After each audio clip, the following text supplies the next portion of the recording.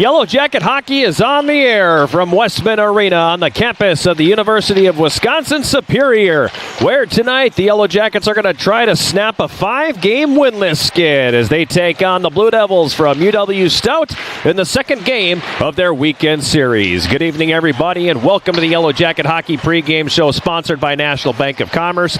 I am John Garver, and last night here at Westman Arena, the Yellow Jackets, by and large, had a pretty good hockey game. I think it's safe to say that I thought they had the better of the chances. They had the better of the play for most of the night, but they got derailed by about a 10-minute segment of play.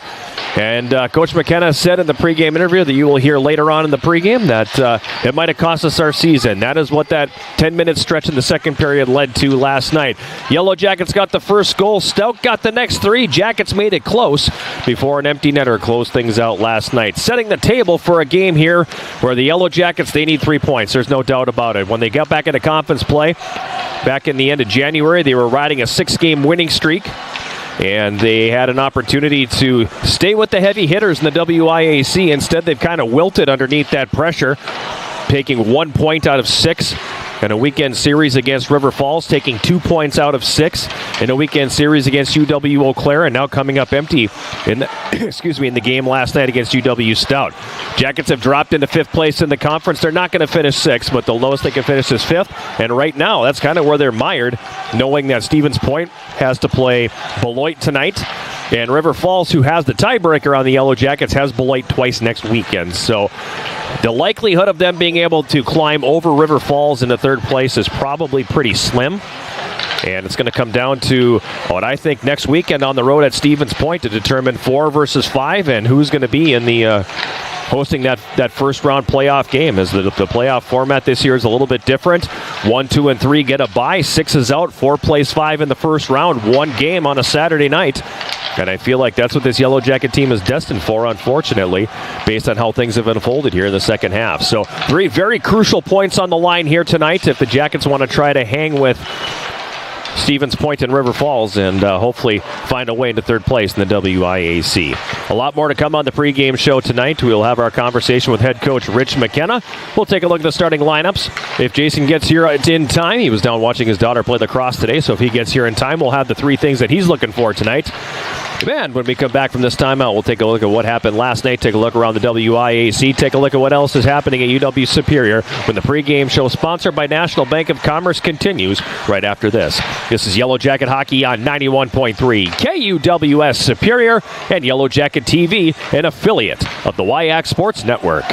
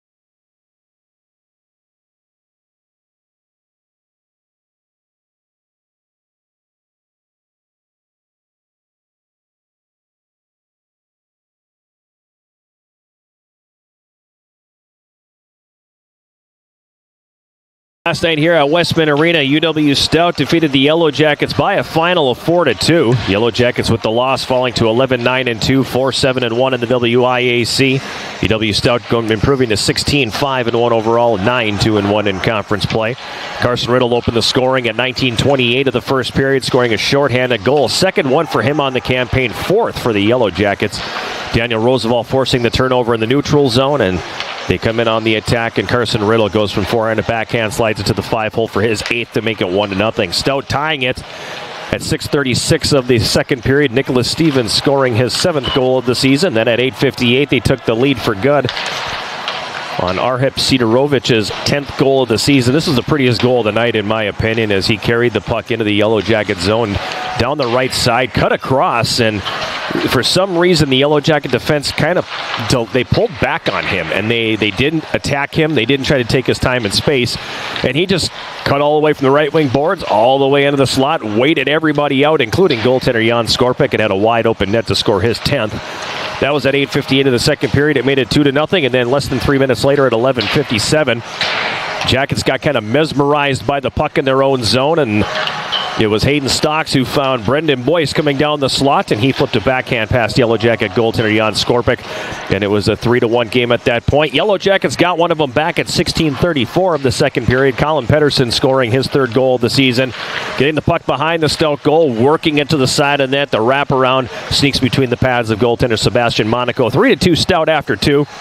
Yellow Jackets carried the play in the 3rd period, but what we watched was a team not able to get shots through. I think Jason and I commented at one point Stout had 15 blocked shots in the game, and probably 10 of those came in the last 5 minutes. Nothing was getting through. The Yellow Jackets only had 6 shots on goal in the 3rd period, and the puck was just not getting through. They did a great job blocking shots, a great job doing whatever it took to make sure that they were going to get that victory. And then Nicholas Peugeot scored an unassisted goal into the empty net with 26 seconds to go to make the final score 4-2. Stout cheating the Yellow Jackets 27-26. Jackets won the special teams battle, going 1-for-1 on the PK and scoring a shorthanded goal, but unfortunately they were 0-for-4 on the power play, including a power play late in the 3rd period that I said going into it, they got to find a way to pop one here, and unfortunately the Jackets just couldn't get that done. So final score 4-2. Elsewhere around the WIAC last night, UW-Eau Claire defeated River Falls 4-3 in overtime. Stevens Point shuts out Beloit 3-0. So what does that do to the standings? You've got Eau Claire sitting in first place with 30 points. Stout second with 28. Those two teams are going to play next weekend, so that should be real interesting to determine who's going to be the 1 and who's going to be the 2. Stevens Point leapfrogged over both the Yellow Jackets and Stout into 3rd place. They have 17 points. River Falls is 4th with 15 points. The Yellow Jackets technically are 5th. They have 15 points as well, but River Falls with the tiebreaker by way of sweeping the regular season series. Beloit sitting in 6th place with 3 points. Tonight in conference play, all the teams are the same. Stevens Point is at Beloit, 7 o'clock face-off there, and River Falls is at UW-Eau Claire, 7 o'clock face-off from the Hobbs Ice Arena in Eau Claire. Earlier this afternoon, the Yellow Jacket women's hockey team snapping a 10-game losing streak, 18-game winless streak with a 3-2 win over Stevens Point, a game you saw right here on Yellow Jacket TV and heard on 91.3 KUWS. It was a fantastic game for the Yellow Jackets. They played really, really well and got a thrilling goal in the final minute from Ashton Parnell to give them the 3-2 victory, giving them 3 very important points in the conference standings as well. So it was a good all-around effort for the Yellow Jacket women today. They also got goals from Anna Scherling and Veda Roski.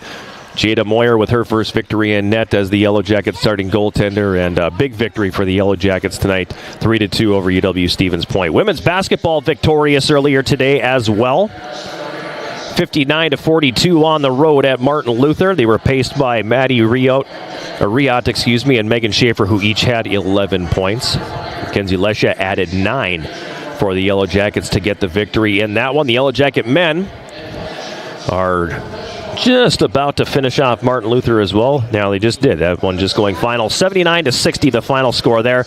Evan Bennett leading all scorers with 22 points in the contest. So a good day so far for the Yellow Jacket winter sports teams, and hopefully the Yellow Jacket men's hockey team can follow suit. We're about 22 and a half minutes away from the start of this one here between the Yellow Jackets and UW-Stout. We'll take a quick timeout, and when we come back on the Yellow Jacket Hockey pregame show sponsored by National Bank of Commerce, we will take a look at the starting lineups and set the stage for what should be a pretty good hockey game here between the Yellow Jackets and the Blue Devils. This is Yellow Jacket Hockey on 91.3 KUWS Superior and Yellow Jacket TV, an affiliate of the WIAC Sports Network.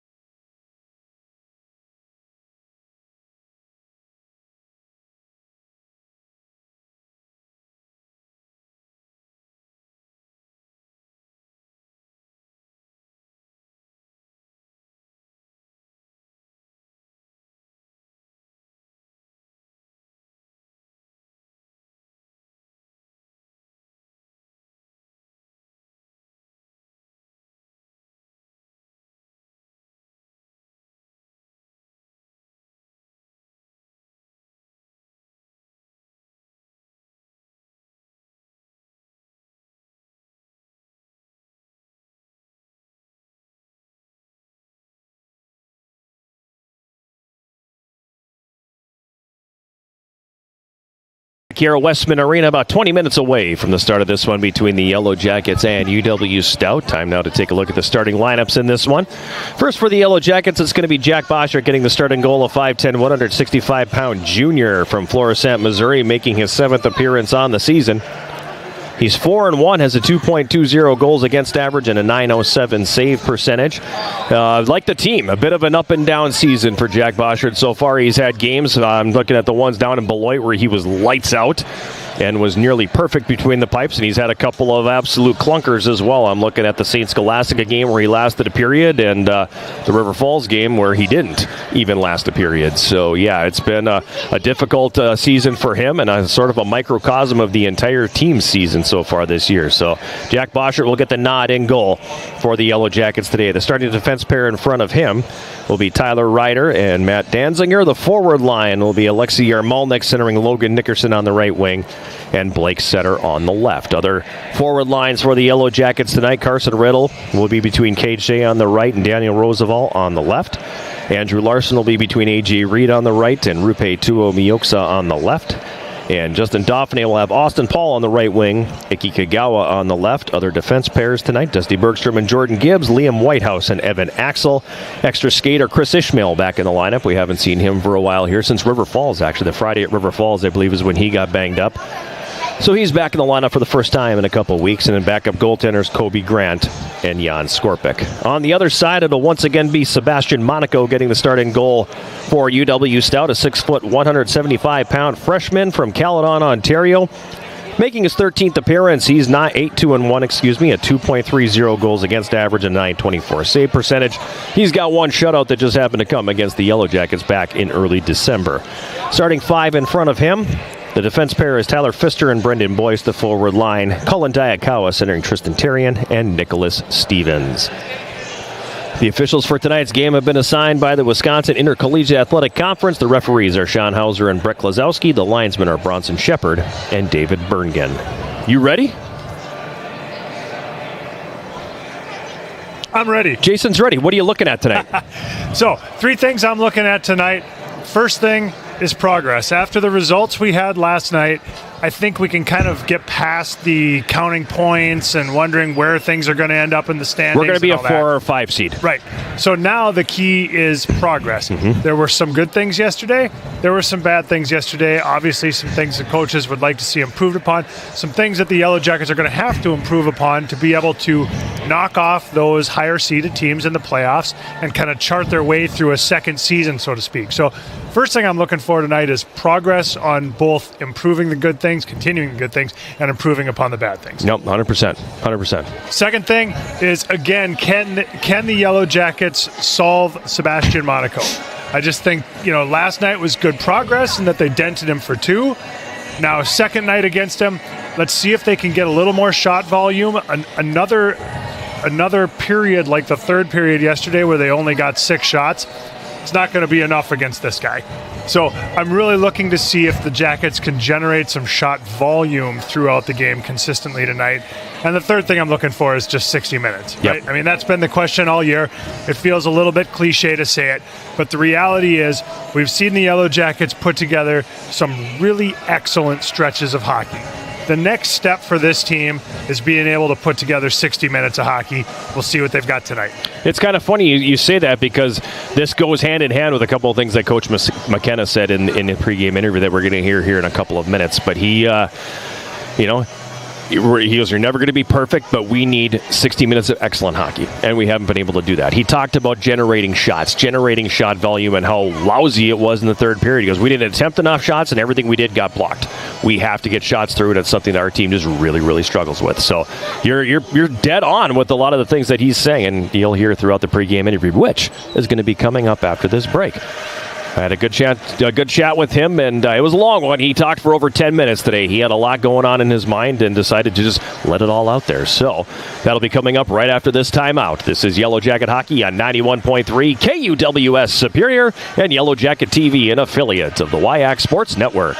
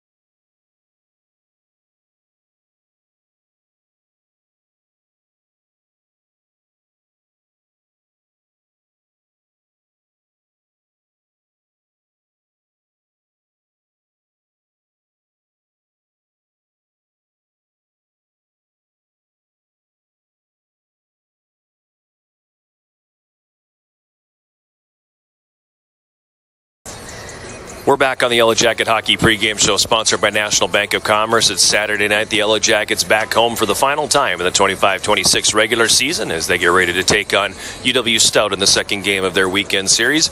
I'm John Garver. We're joined by Yellow Jacket head coach Rich McKenna. And Coach, before we hit the record button here, just chatting a little bit. And by and large, yesterday, you guys outplayed them. You carried the play. You had the better of the chances, but we've really become hung up on the phrase "unplug the controller," and for about 6 minutes there last night, that's what happened. 6 minutes could have possibly cost us our season. It's just, we're consistent at something. But no, I thought we played a good. And in all honesty, I felt we outplayed them. We didn't even really play to the game plan, which is even crazier. If you look at it yesterday, the middle of the ice is wide open against them.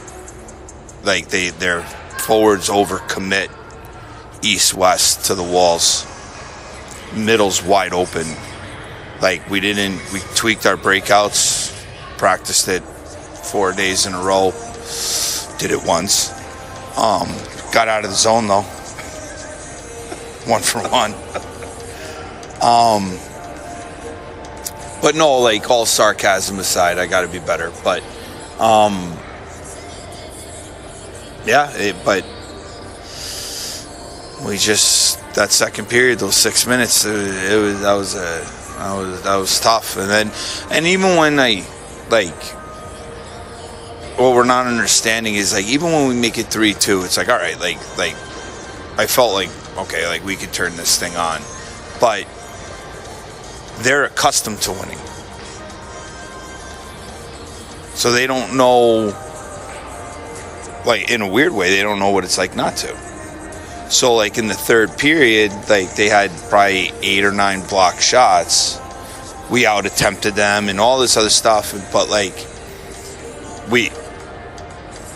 to get out of this rut that we're in, it has to be 60 minutes of excellent hockey. It'll never be perfect, but it can be excellent. And we need 60 minutes of excellent hockey, and until we do that, the woes will continue. Surprisingly, I thought it was a really difficult night for your D-corps. Across the board, there was struggles from every single one of them in just about every situation. Yeah, I think it's also getting a little bit now. I think they're feeling the pressure. They have good team speed. You can't deny that. But there's a couple of times where our forwards will put our D in a bad spot, bad turnover, whatever. Second periods have not been gracious to us all season long.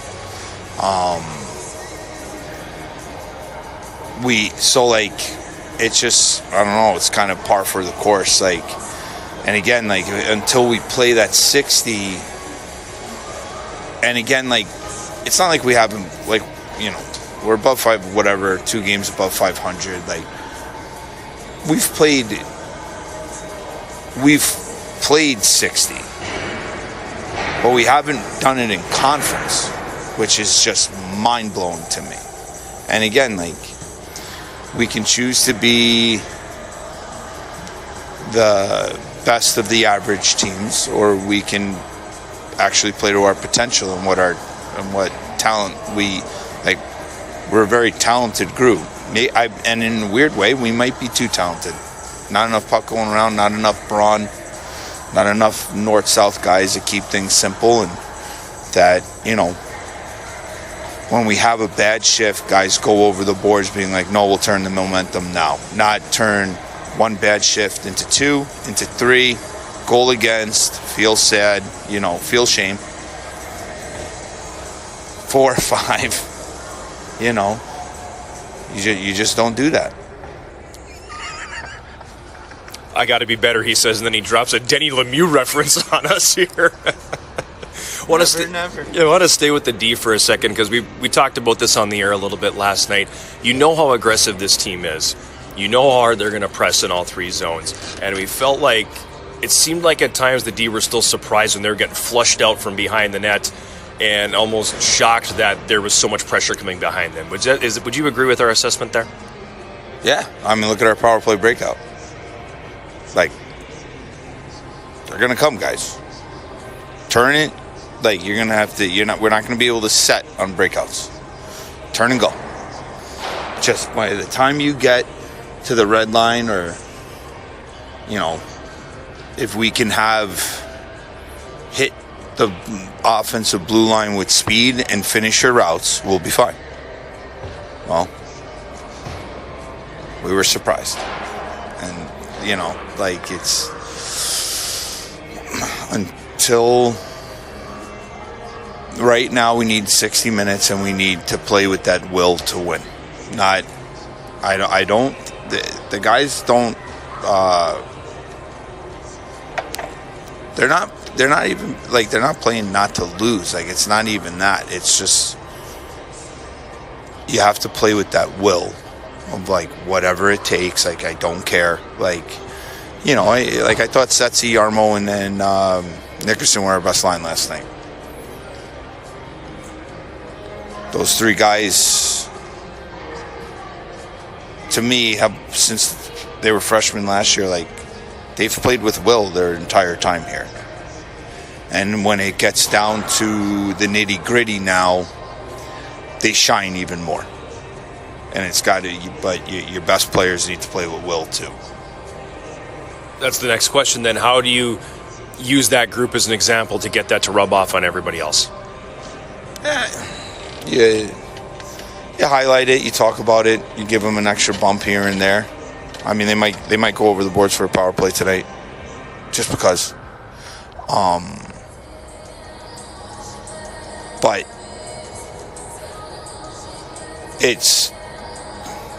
you can point it out as a coach. Players need to recognize. Good teams recognize. They identify things. And hopefully we identified something. We had a good meeting here tonight. Hopefully we identified ownership. So we'll see where it goes. I imagine the adjustment from last night into tonight basically is, okay, we did it that way, it didn't work, now it's time to actually play to the game plan. That's the adjustment? I didn't even really talk about the game plan in this meeting. I pointed out what they didn't do in the game plan from last night. But,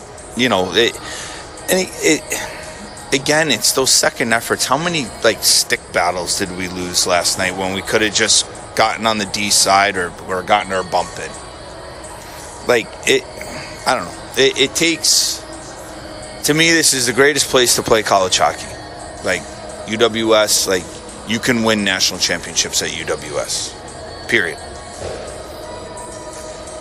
They have to identify and recognize that too. And to win at that level, it takes a special group, no doubt. But there's similarities or common themes among champions and championship teams. We could play a great, how many games have we lost this year where it's you know what? They just made one more play. That was a great game. Not many. No one gives us the goals that we give the other team. No one. And that's why we are where we are right now. We have to,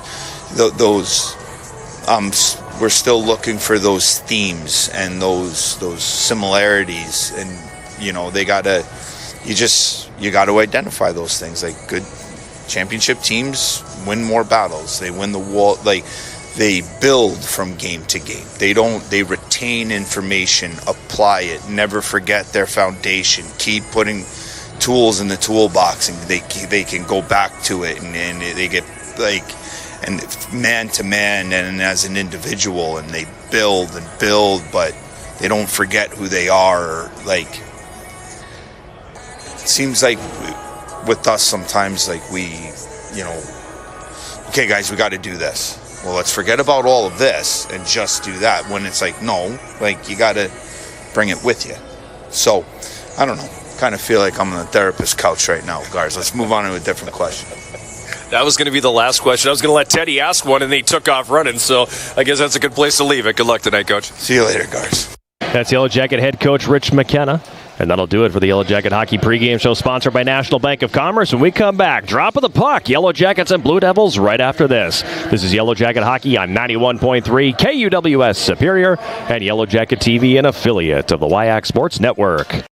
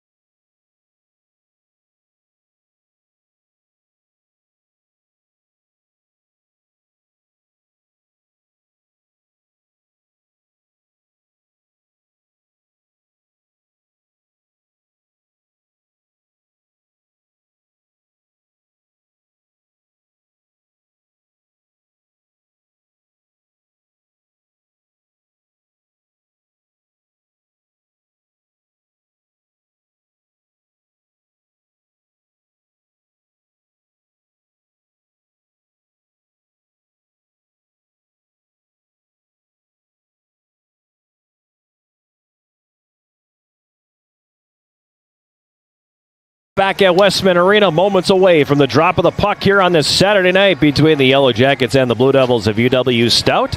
I am John Garver. He is Jason Roan. Abby Hoffman will be rinkside at the end of the first period, hopefully with good things to talk about with whoever she chooses to grab. But you heard it in the pregame, Jason. I said while the interview was playing, the line that Coach McKenna said, nobody has given us the goals that we give to other teams. Truer words have never been spoken. Yeah, and as I was thinking about that line, I thought about that goal last night when UWS got the puck into the attacking zone but turned it over just inside the blue line, and it leads to a 3-on-2 the other way and ends up at the back of their net. And there have been a lot of those kind of situations this year.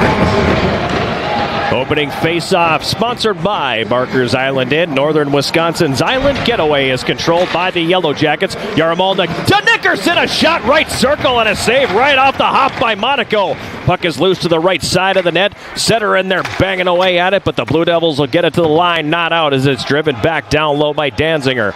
On the left wing boards, Nickerson has it hop off his stick. Setter picks up the puck on the left wing. Yarmolnik up to the left point. Ryder, right point, Danziger shot. Tipped in front by Nickerson, and that one stopped by Monaco as well. Behind the net now, soccer style. Boyce wanted a penalty on Nickerson for chopping the lumber out of his hands. I think he has a case, but at any rate, play continues on. In the neutral zone, puck played back over to the left wing side. Comes all the way back down into Stout territory. Stocks has the puck knocked off of his stick. It comes back behind the net. Gunnar Moore for UW-Stout. Sends that one ahead for Tyrol on the right wing. Rink wide on the left for Hayden. Stocks throws that one into the slot. Nobody there for UW-Stout. Now Stocks in the right wing corner. Loses the handle on the puck. Carson Riddle has it here, and he'll flip that back out into the neutral zone. UW-Stout on the regroup now. Starting up ice with it here, Sam Kroon. He flips it down into the Yellow Jacket zone. Dusty Bergstrom giving chase. He's tied up in the left wing corner. On the right side, Cade Shea gets a stick on that, tipping it out into the neutral zone. Now Hayden Stocks again for UW-Stout. Will flip it back into Yellow Jacket territory. Jordan Gibbs behind his own net has it here. Gibbs for the Yellow Jackets up the right side. Larson. Now his pass intended for Tuo Mioksa doesn't connect. It comes into the Stout zone in the left circle. Larson got a stick on it, but also the UW-Stout defender Sidorovich did, and it comes back the other way. In the Yellow Jacket zone, Whitehouse mishandles the puck. And picking it up and taking it into the corner here is Schofield. William Schofield centers. Tuo Mioksa breaks it up. A.J. Reed swinging to miss, and Boyce has the puck for UW-Stout. Boyce on the right wing side. Sends it back behind the Yellow Jacket net. Schofield turns into the right circle. A shot. Boschert makes the save. It comes back into the right circle again. Fed up top. Pfister at the left point. A shot. That one goes off the stick of Bermanis in front, and the Yellow Jackets will regain control and come back on the attack. At center now, Andrew Larson across the red line. Saucers it to the right wing. Out of the reach of Tuo Mioksa. It's going to come all the way back down behind the Stout net. And coming back the other way here are the Blue Devils. McCabe Dvorak up the left wing. Sends that one down into the Yellow Jacket zone. Meanwhile, at the other end, Andrew Larson very hobbled, making his way back to the bench. In the neutral zone, Kagawa to the right side. Danziger, he'll flip that down into the Stout zone. Behind the net, Gunnar Moore picks it up. Wraps that one hard around the right side, Dvorak's going to retreat and send it back the other way. Comes over on the left wing boards. Cadieux Fredette for UW-Stout had it. Austin Paul in there as well. Now Dauphiné picks it up behind the net. Banks it off the back of the goal. Puck gets caught up on the back of the cage. And finally Gunnar Moore for Stout. Turns it over behind the net, and we get a stoppage in play as Sebastian Monaco loses the headgear. So 3 minutes in, no stoppages in play. Great pace in the early going. Great pace, good start. Not a coincidence what line started for UWS, and they were able to come out there, pick up where they left off last night, and create some good opportunities right away. Looking at Larson across the way there, he took a cheap shot coming through the neutral zone. Probably could have been interference. He caught a shoulder check when he was nowhere near the puck. Wiped him out, and he ended up sliding all the way into the goalpost and almost knocking the net off. So looked like he got a post to the low back there, but appears like he's going to be back on the ice ready to play in this one. Just a bit sore, bruised and battered. At this point in the year, aren't we all? Right. On the left wing boards in the Stout zone. It's going to be played back the other way. It's going to come the distance.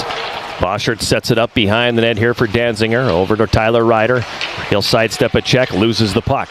Blue Devils had it. Stevens had it. Poke checked off his stick, and the Yellow Jackets will clear back out to neutral ice. Connor Mariner has it here, and he'll flip that back down into the Yellow Jacket zone. Behind the net, Tyler Ryder comes away, sends it ahead at center. Dauphiné now for Kagawa. He gets knocked off his skates and turns it over. Tristan Terrien back the other direction, ahead for Stevens, and he tips it into the Yellow Jacket zone. Behind the net, Gibbs quickly up the right wing boards. Yarmalnik into the middle now for Blake Setter. He has it poked off his stick. Tyrrell for Stout back the other way. This is Tyrrell across the Yellow Jacket line. He's got it on the right wing. Noah Tyrrell for the Blue Devils, stripped to the puck, and Yarmalnik back the other way. 3-on-2. Setter across the line, over to the right wing boards. In the right circle now, Nickerson behind the net for Setter. Now to the right wing side again, Nickerson. He's got it. Down low behind the net for Blake Setter. Yarmalnik out front calling for it. Setter to the left wing corner. Peugeot knocks him off his skates. Puck comes right to Yarmalnik. He has it left circle. Fires! And a save is made by Monaco. He'll drop down and cover up that brief rebound. And once again, that line that was in the spotlight in the pregame coach interview, another nice extended shift in the offensive zone. Playing with a lot of confidence right now, and you can tell that they've got some kudos, and they're playing like it right now. They play a very simple, very urgent, very intense game. Well, they've definitely displayed everything that coach talked about. Yeah. Schofield has it for the Blue Devils. He's going to carry it ahead. Over the red line on the left wing side and dumps it in. It's loose behind the Yellow Jacket net. Gibbs chases it down, plays to the middle now for Setter. Setter over to the left wing. This is Yarmalnik. His pass hits a skate. Jackets regain control. Yarmalnik dumps it in. Gets dumped in the process. And now the Blue Devils will come back on the attack at center. Sidorovich on the left wing, dumps it in. Axel there for the Yellow Jackets, wraps it around the left wing. Reed to clear, and it does come to neutral ice. Blue Devils, Sidorovich again. Over for McAlpine left wing. McAlpine left circle, throws it in the front of the net. Boschert gets a stick on it. McAlpine hustles his way from behind the net and causes the turnover. Mariner left point, a shot, it gets through. The save, Boschert, big rebound there. McAlpine from the right wing, throws it through the goal mouth. Mariner left circle, out front, wanted McAlpine coming out of the corner, but some good D by the Jackets there. And now Chris Ishmael will curl it back in front of his own net. Carry it up ice and get it out to the neutral zone. Tuo Mioksa ahead for Ishmael across the Stout line. Ishmael on the right wing board, takes a bump there and then throws it back behind the net, intended for A.J. Reed, but that's not going to go. And Tristan Terrien will come back on the attack for the for the Blue Devils. Old habits die hard, I guess. Behind the net now, Boschert sends it over the right side. Danziger mishandles. Puck's going to be flipped over into the right wing corner, Yellow Jacket territory. Taken there by Ryder up the left wing, Roosevelt, but that's not going to come out of the zone, and the Blue Devils will shove it right back down behind the net. Danziger battling for it. Diakawa comes out with it. It comes all the way up to the line. Pfister at the right point, pressured by Roosevelt. Puck played back down the boards, and behind the net, the Blue Devils have it. Stevens comes into the left wing corner with the puck, has it in the left circle, feeds up top for Boyce. His shot misses high. Now it's behind the Yellow Jacket net. Danziger giving chase. Diakawa pursuing him. Tristan Terrien in there as well. Now Stevens gets inside position, but the Jackets with the steal. This is Ishmael. He'll cross the red line and dump it in. It comes down behind the Stout net into the left wing corner. Roosevelt lets it go. Shea picks it up to Bergstrom at the left point. His shot gets blocked. It's going to come down behind the net. Boyce plays it over to the right wing corner. The only one there, Carson Riddle. Riddle carries up to the right point. Throws that one toward the front of the net. Not exactly sure who he was trying to pass it to there because it went right to Brendan Boyce. Jackets coming back on the attack again. Gibbs right side. Throws it to the net, and the redirection by Tuo Mioksa is swallowed up by Monaco. He's going to hold on. And we're going to get a face-off coming up here in the UW-Stout zone. 13:09 to play here in this opening period. No score between the Yellow Jackets and UW-Stout. John Garver and Jason Roan with you here from Westman Arena in Superior. Second game of this weekend series between the Yellow Jackets and the Blue Devils. Just getting it started here on this Saturday evening. Very happy to have you along. Hayden Stocks for the Blue Devils, carries to neutral ice, moves it up on the left side, catches up to it in the left corner, wraps it hard around. Gunnar Moore on the right point has it. Then falling down was Tyrrell, and he took out a couple of players in the process of that wipeout. Puck comes out to the neutral zone, and the Yellow Jackets will regroup.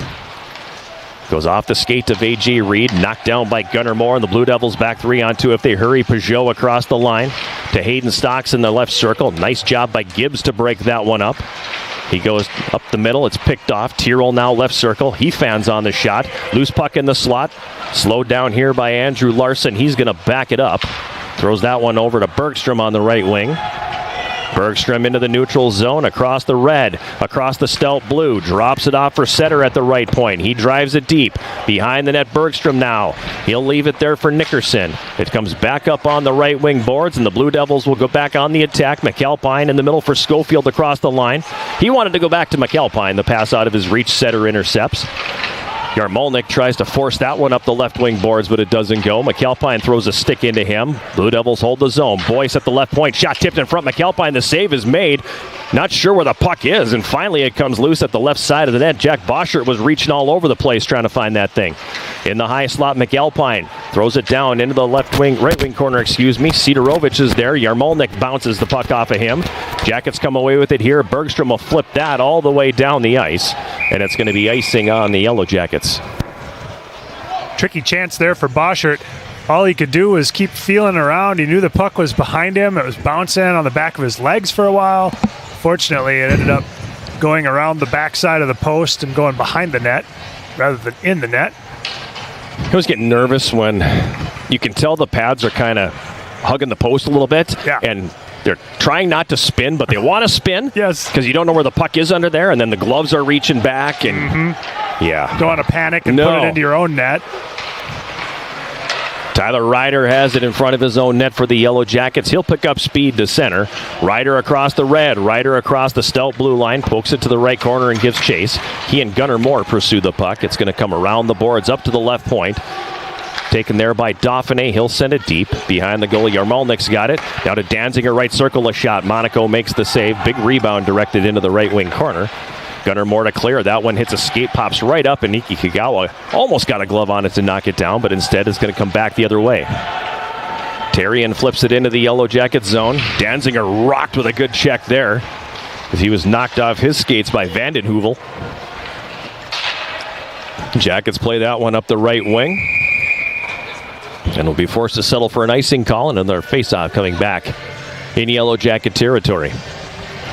Yarmolnik dishing out his own heavy hit in the other end on Gunnar Moore. Then unfortunately tried to chip this one off the glass and didn't get a favorable bounce, and it went all the way for icing. Danziger behind his own net has it. Gives it over on the right wing for Dauphiné. Up ice now for Kagawa. Goes off a skate. Back in the Stout zone. It's played ahead by Will Sinclair, and it comes down into Yellow Jacket territory. Danziger in the right corner. He's there with Dayakawa. Puck comes free behind the net. Stevens left side wraparound attempt. Boschert the save, then he'll cover. He's going to get moved out of the way there by Tyler Ryder. Real chill start to this one. Like, that was a situation, particularly with the players involved, where you could have seen it turning into a scrum, and there was nothing tonight. There was, like, no scrum. That was really interesting right there. We'll see. Can't say the word scrum anymore without thinking of Charlie McAvoy in that commercial. Hey, AI guy, how is it in a scrum? A scrum? Doesn't even know what a scrum. It's a scrum.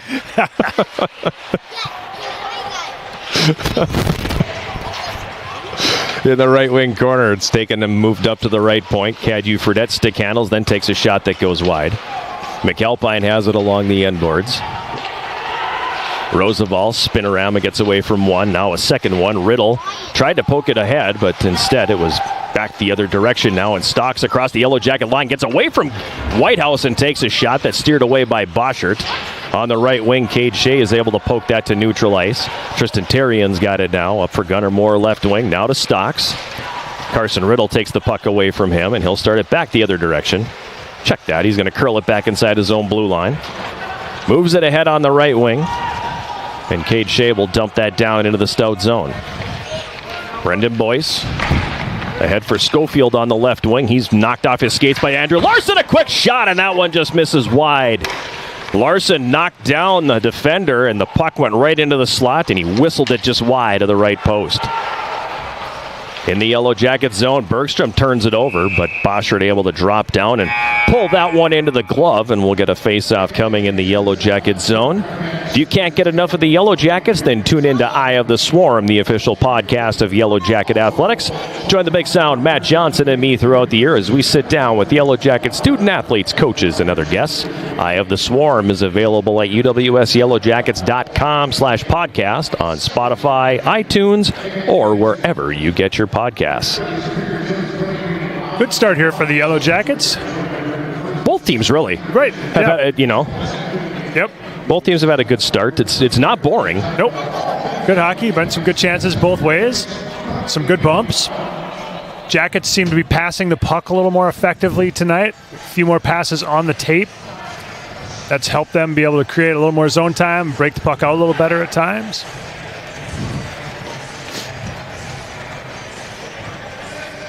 It's been a little more physical tonight, too, than it was last night. Right. Not the nasty, scrummy kind necessarily, but everybody finishing their checks. Yeah, we're seeing a little more contact here this evening than we've seen recently. Yeah. Face off to Boschert's right with 9:01 to go here in the first period. Yellow Jackets and Stout scoreless. Andrew Larson in to take the face off against Dvorak from UW-Stout.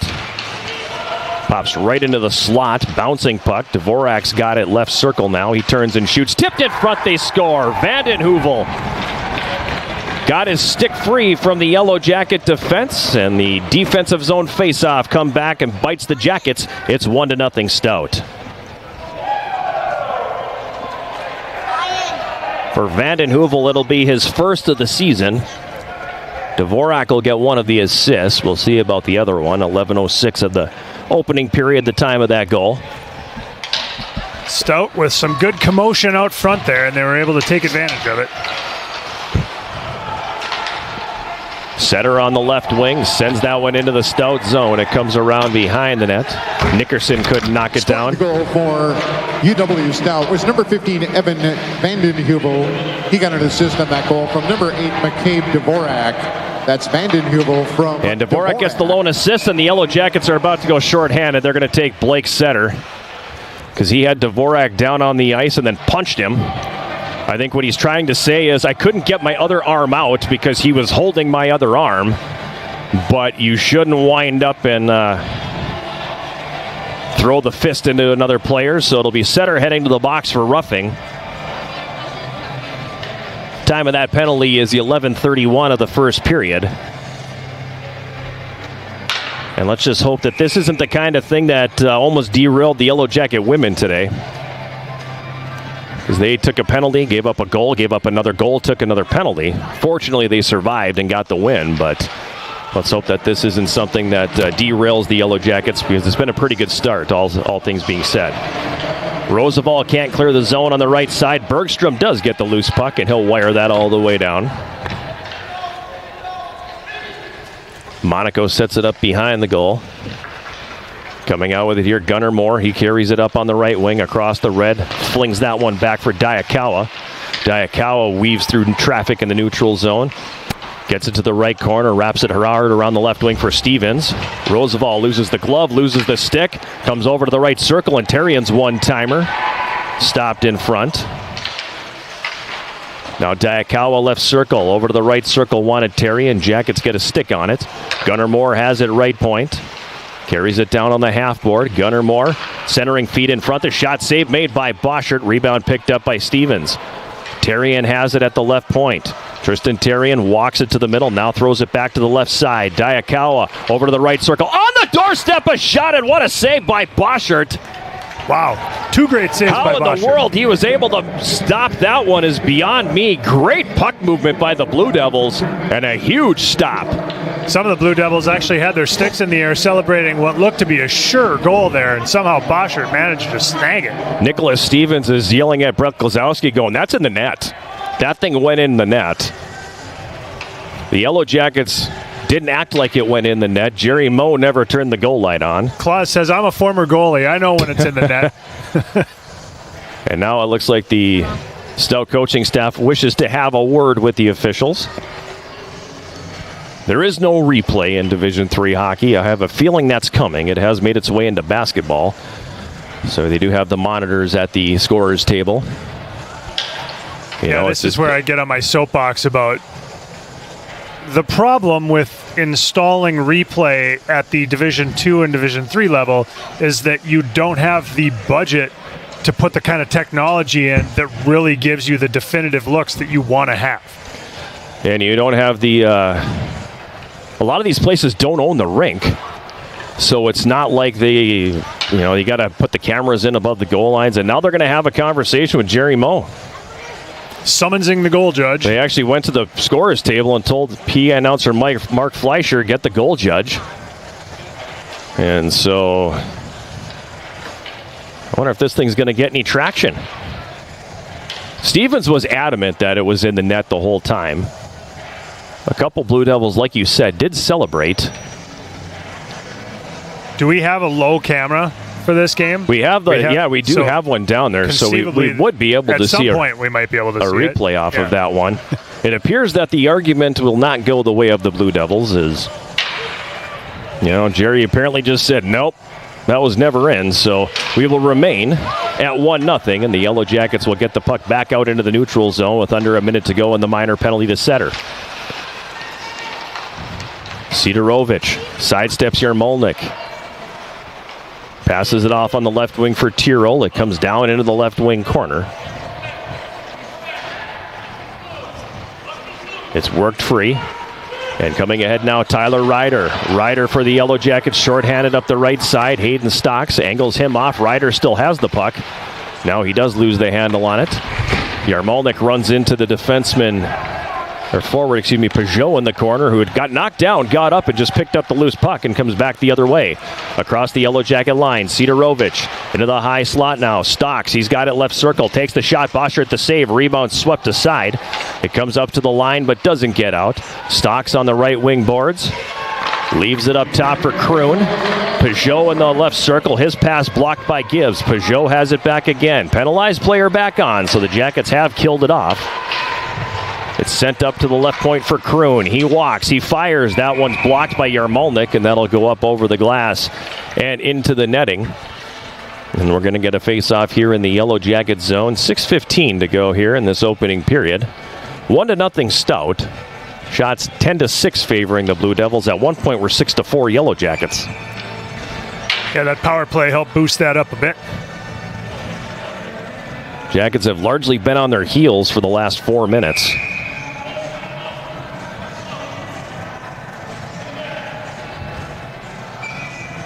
Riddle will step in to take the face-off. against Dvorak. He won the draw that resulted in the goal, but this time Riddle wins it. It's in the left wing corner. Riddle battling for it, pokes it loose behind the net. Huge hit by Liam Whitehouse in the corner. Absolutely flattened McAlpine. Axel leaving it behind the net for Whitehouse. Ahead on the right wing, Cade Shea's got it now. Back for Liam Whitehouse. Whitehouse across the red line, gets it on the backhand, dumps it in, but it was right onto the tape of the defenseman, and that really doesn't do you much good. It's flipped back down in the Yellow Jacket zone. The bouncing puck played by Evan Axel, but Stout comes away with it here. Whitehouse with a big check, knocking Vanden Heuvel off of his skates.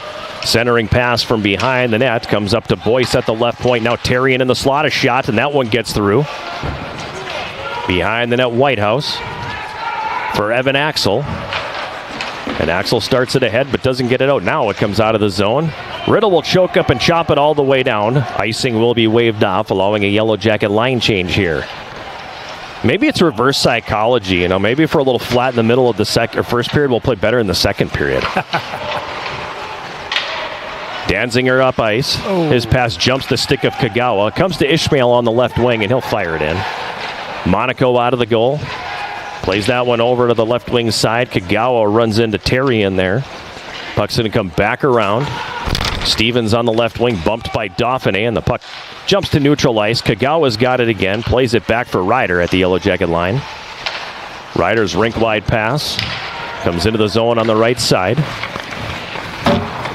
Boyce tried to clear, knocked down by Ishmael. Behind the net now, Kadju Fredette's got it here for Stout.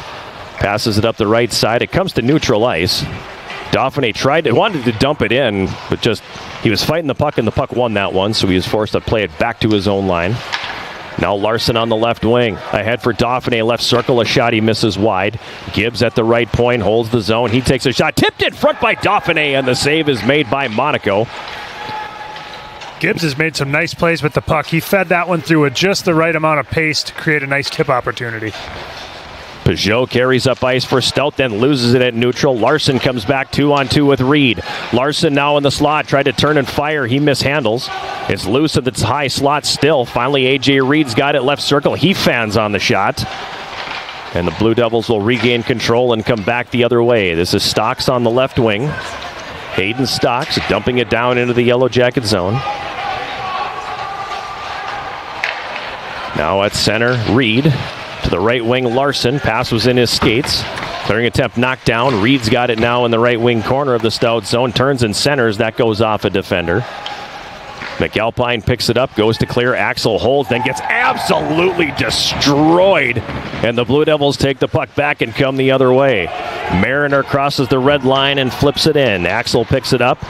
Sends that one ahead on the right wing, but the only one there was Diakawa, and he's going to play it deep. Now behind the Yellow Jacket net, this is Whitehouse.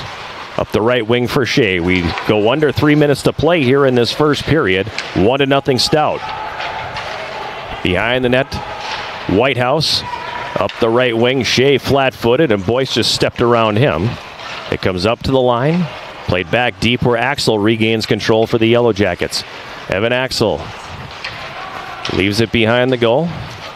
It's going to be played ahead on the left wing now. Roosevelt, he gets tripped up by the Pepsi logo in the ice, and Stout will come back the other direction with it. Now the Jackets regain control at center. Shea on the right wing. Has the puck in his skates. Vanden Heuvel digs it free. Backs it up for Boyce. Now for Sam Kroon, and he'll start up the right wing, crosses the red and dumps it in. It comes behind the Yellow Jacket net. Ryder goes in there after it. He moves it over for Danziger. Up the wall intended for Setter, but that doesn't go. Puck eventually does get to neutral ice. Kadju Fredette's got it, and he'll fire it back in. Behind the Yellow Jacket net, Ryder. Hard around the left wing, Setter. You guys tried to clear it out, but that one goes right into the skates of the pinching defenseman Kroon. Jackets will try it again on the left wing, and this time Setter is able to vacate.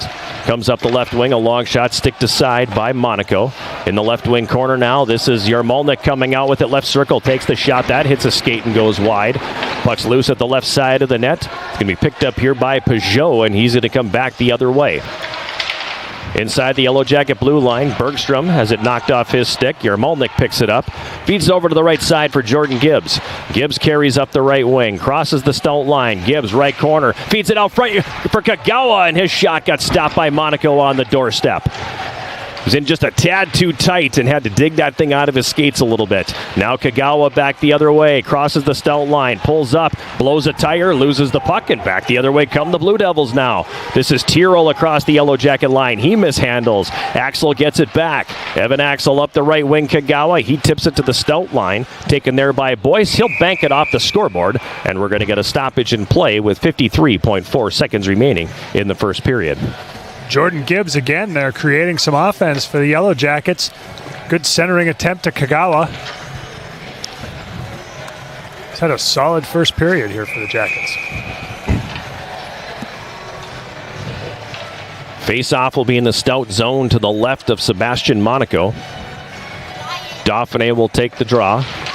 He wins the draw. Paul with a quick one-timer, but he didn't get anything on it, and it's broken up and cleared back into the neutral zone now. Across the Yellow Jacket line, Axel sheds the checker, running him down to the ice. Puck is loose behind the Yellow Jacket net. Liam Whitehouse has it here. He'll play it up the right wing boards. Taken there by Austin Paul. He dumps it in. Behind the Stout net. Boyce comes away with it here. Brendan Boyce ahead for Schofield. He tips it into Yellow Jacket territory. 20 seconds to go here in this opening period. Tyler Ryder picks up speed in the neutral zone. Tried to cut through traffic, turns it over. Gunnar Moore had it, then Danziger takes it away from him. On the right wing, Paul flips it into the Stout zone. Riddle giving chase. Kroon picks it up in the left corner. Roosevelt bumps him. And the final seconds of the period are going to tick off the clock here. Tempers flaring a little bit in the left wing corner of the Stout zone. Boyce slipping a late cross check in there as he arrived in the corner. Looks like Stevens is sans the headgear right now. Boyce is having words with Roosevelt. That's not Roosevelt. Who is that? It's Austin Paul.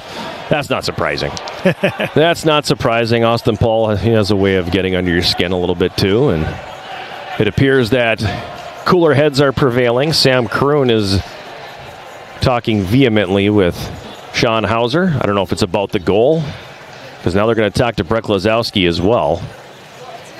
So I'd be curious here to see if Klosowski with his arms out, like, what I can't go back in time. You know, we can't do anything about it at this point. So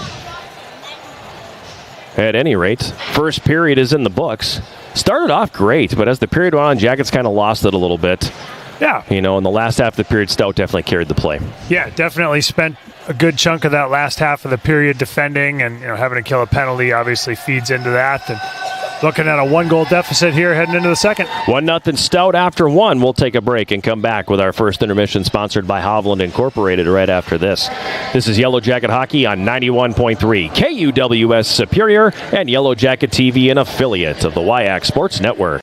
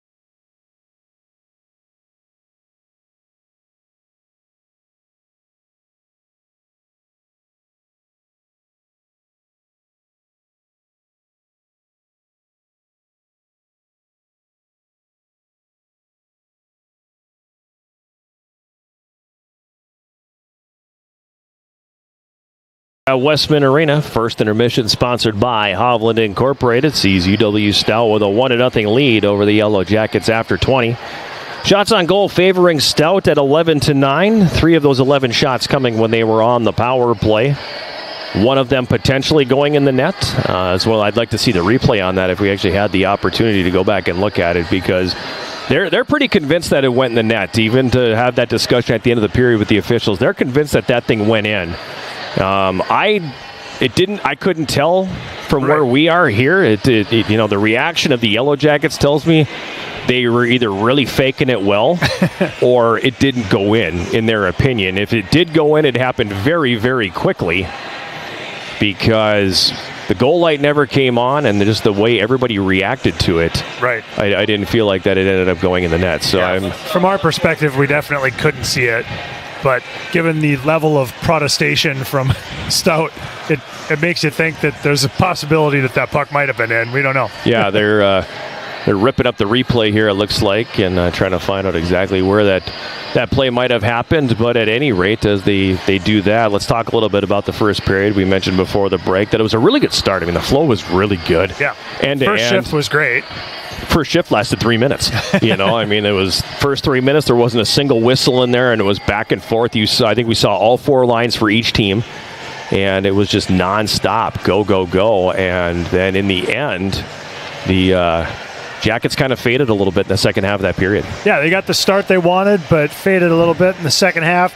Took that penalty. That didn't help matters. Interestingly, we've talked quite a bit about the face-off circle. Unfortunately, the one goal against came on a lost face-off in the defensive zone, but Jackets actually had a slight edge in face-offs in that period, 7-6. It's just unfortunate that one ended up in the back of their net off that. But yeah, it was all in all a decent start, a really good start. Tapered off in the second half of the period for UWS. So this is the scramble here where it comes up to the line. There's the shot here. See, he thought it went in right there. And from what I could tell on that, it didn't look like it went in. It looked like he shot it right into Jack Boschert. I agree. And his teammate on the back door didn't celebrate all that much. Tristan Terrian in the high slot celebrated. Right. And I would think if anybody would have celebrated big on this one, it would have been one of the players on the back end here. And there wasn't a huge celebration here as we look at the replay. Because this is, like they can see me on radio. He had the best look at it. That's Stevens off the right post, and he was the one who initially said, no, that went in the net. Yeah, he would have had the best look. It's a great pass by Diakawa. It is. To get over to the right circle. Right across the Golden And then Road. It comes right back out front for McAlpine, who shot. And the way Boschert kind of looks back right there, as the shot, like it did get under him a little bit, and Terrian is celebrating. The guy behind the net, these two guys here have a good look at it. Neither one of them is really celebrating. Right. It's Terrian and Stevens are the two that are like, that went in the net. Yeah. And here we have a player that's looking skyward. Right, like, and he took the initial shot, and he would have been the one who got credited with the goal. Right. So when I see it unfold that way, I'm convinced now that it did not go in the net. Yeah, I agree. So that opportunity comes and goes. That was after the first goal. So let's talk a little bit about that, because it was the lost faceoff, like you said, and they lose the draw, but it was a scrum, and the centerman ultimately gets out of the scrum and gets the loose puck and is able to take the shot that gets deflected in front. Right, ends up being a really nice deflection on the play. Just one of those plays, a great hockey play after the lost faceoff and a scramble, and you got to take away sticks as best you can. And here was an instance where not everybody's stick was taken away completely, and it was a great redirect into the goal. Yeah, it's actually looking at it here, and Jordan Gibbs had an opportunity to try to block that shot, and it got through him, and I think it was Dusty Bergstrom who actually was covering 15 in front. And in the old days, back in my day, you just grabbed the guy's stick and lifted up. Right. And it was totally legal. Yeah. Nowadays, it would have been a holding penalty, but in that respect, maybe the holding penalty would have been worth it. Right. Because all Dvorak does, he just turns and throws it. Yeah, and it happens so fast. Yeah, and it goes right through. It goes right through Gibbs, and then, Bergstrom doesn't have the stick. It gets redirected. Ends up in the back of the net. First of the year for Vanden Heuvel, makes it 1-0. I suppose, with the benefit of replay as a coach, you look at that and you say, okay, Dusty, you've got to be like all over that guy immediately, not giving him any space. But you can see how, as it unfolded in real time, it was like, Dusty Bergstrom was not expecting that to become a threat that quickly. No, and you want to make sure you're getting guys sticks in the slot and everything, but at the same time, I don't think you're not expecting that thing to get through the way that it did. So that one coming at 11:06 of the opening period, and UW-Stout has the 1-0 lead. Again, shots on goal in the first period favoring Stout at 11-9. Penalties in the game so far, just one. It was a roughing minor to Blake Setter. The Yellow Jackets were able to kill that one off, so Stout 0 for 1 on the power play. And the Yellow Jackets, I'm probably going to curse them here, but for the most part, knowing you're playing an elite power play coming in, clipping at 25%, they've done a really good job so far through 4 periods staying out of the box. Right, absolutely, yeah. They've played a fairly disciplined game for the most part, both nights, and that is definitely helpful when you're playing a team that can put pucks in the back of the net. 1-0 Stout after 1. We'll take a break and come back with more of our first intermission, sponsored by Hovland Incorporated right after this. This is Yellow Jacket Hockey on 91.3 KUWS Superior and Yellow Jacket TV, an affiliate of the WIAC Sports Network.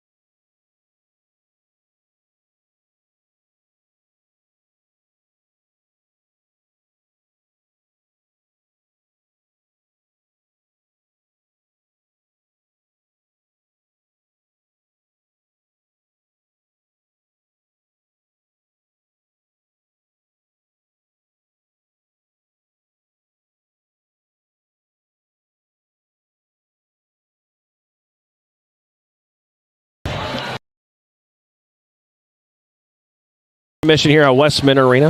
The first intermission sponsored by Hovland Incorporated. About 6.5 minutes away from the start of the second period. UW-Stout a 1-0 lead over the Yellow Jackets after 20 minutes. Elsewhere around the WIAC tonight, UW River Falls and UW-Eau Claire are scoreless after 1 at the Hobbs Ice Arena in Eau Claire. And then Beloit has a 1-0 lead over Stevens Point after 1 period. Ben Stewart with the goal for the Buccaneers. And that's not the first time that we've seen Beloit have a lead. They had a lead on us when we were down there earlier this year after 1 period. They had the lead on Eau Claire a couple of weeks ago, late in the third period, before Eau Claire scored twice late to get the victory in that one. So this Beloit outfit, give them a couple of years, I think. They're going to be all right. Yeah, definitely an improved roster and building toward more success there. What do you think of the market? Janesville, Beloit, they don't play in Beloit. They play in Janesville, and so Janesville's a good hockey town. It's a junior hockey town. It's a good building. We played in the practice building, unfortunately. We didn't get to play in the Woodman Center, which is the big building, because the Jets were home both days. But I don't see any reason why they won't have success. There's plenty of recruiting down there. There's plenty of players around Chicago. You're not far from Chicago. So if they can figure out the rink situation, because even though they're in Janesville, it's a nice facility, it's still a half hour from campus. And I kind of wonder if there's not a way for them to try to figure that out. At one point they said they were going to play in Rockford, Illinois. They have, Shane Buckley, their head coach, what was he saying? They have an arena in town that doesn't have locker facilities, but it's adjacent to the minor league baseball stadium that is now basically abandoned. Okay. And they could use that clubhouse. Sure. So they could convert the clubhouses into locker rooms, and then they could use the arena that's right there in town. I don't know anything about that facility. Couldn't tell you if it's nice. Couldn't tell you if it's basically an outdoor rink with a roof on it. I have no idea. So, I'd be curious to see. I'll be curious to see how it all shakes out. But I feel like it's just a matter of time before they're going to be very competitive too. And I mean, they're competitive now. They're not making anything easy for anybody and haven't been for the bulk of this season. So I have no reason to believe that they're not going to continue to get better. It's good to see.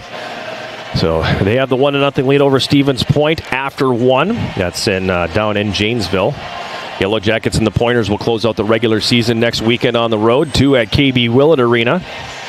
And it's funny, you look at the standings and Stevens Point's sitting 3rd. We're sitting 5th. We were supposed to be 1 and 2 according to the coaches poll, or the preseason polls, not the coaches that vote on it. But it's completely flipped, because Stout was 5th. I think Eau Claire was picked 4th, and they're up at the top.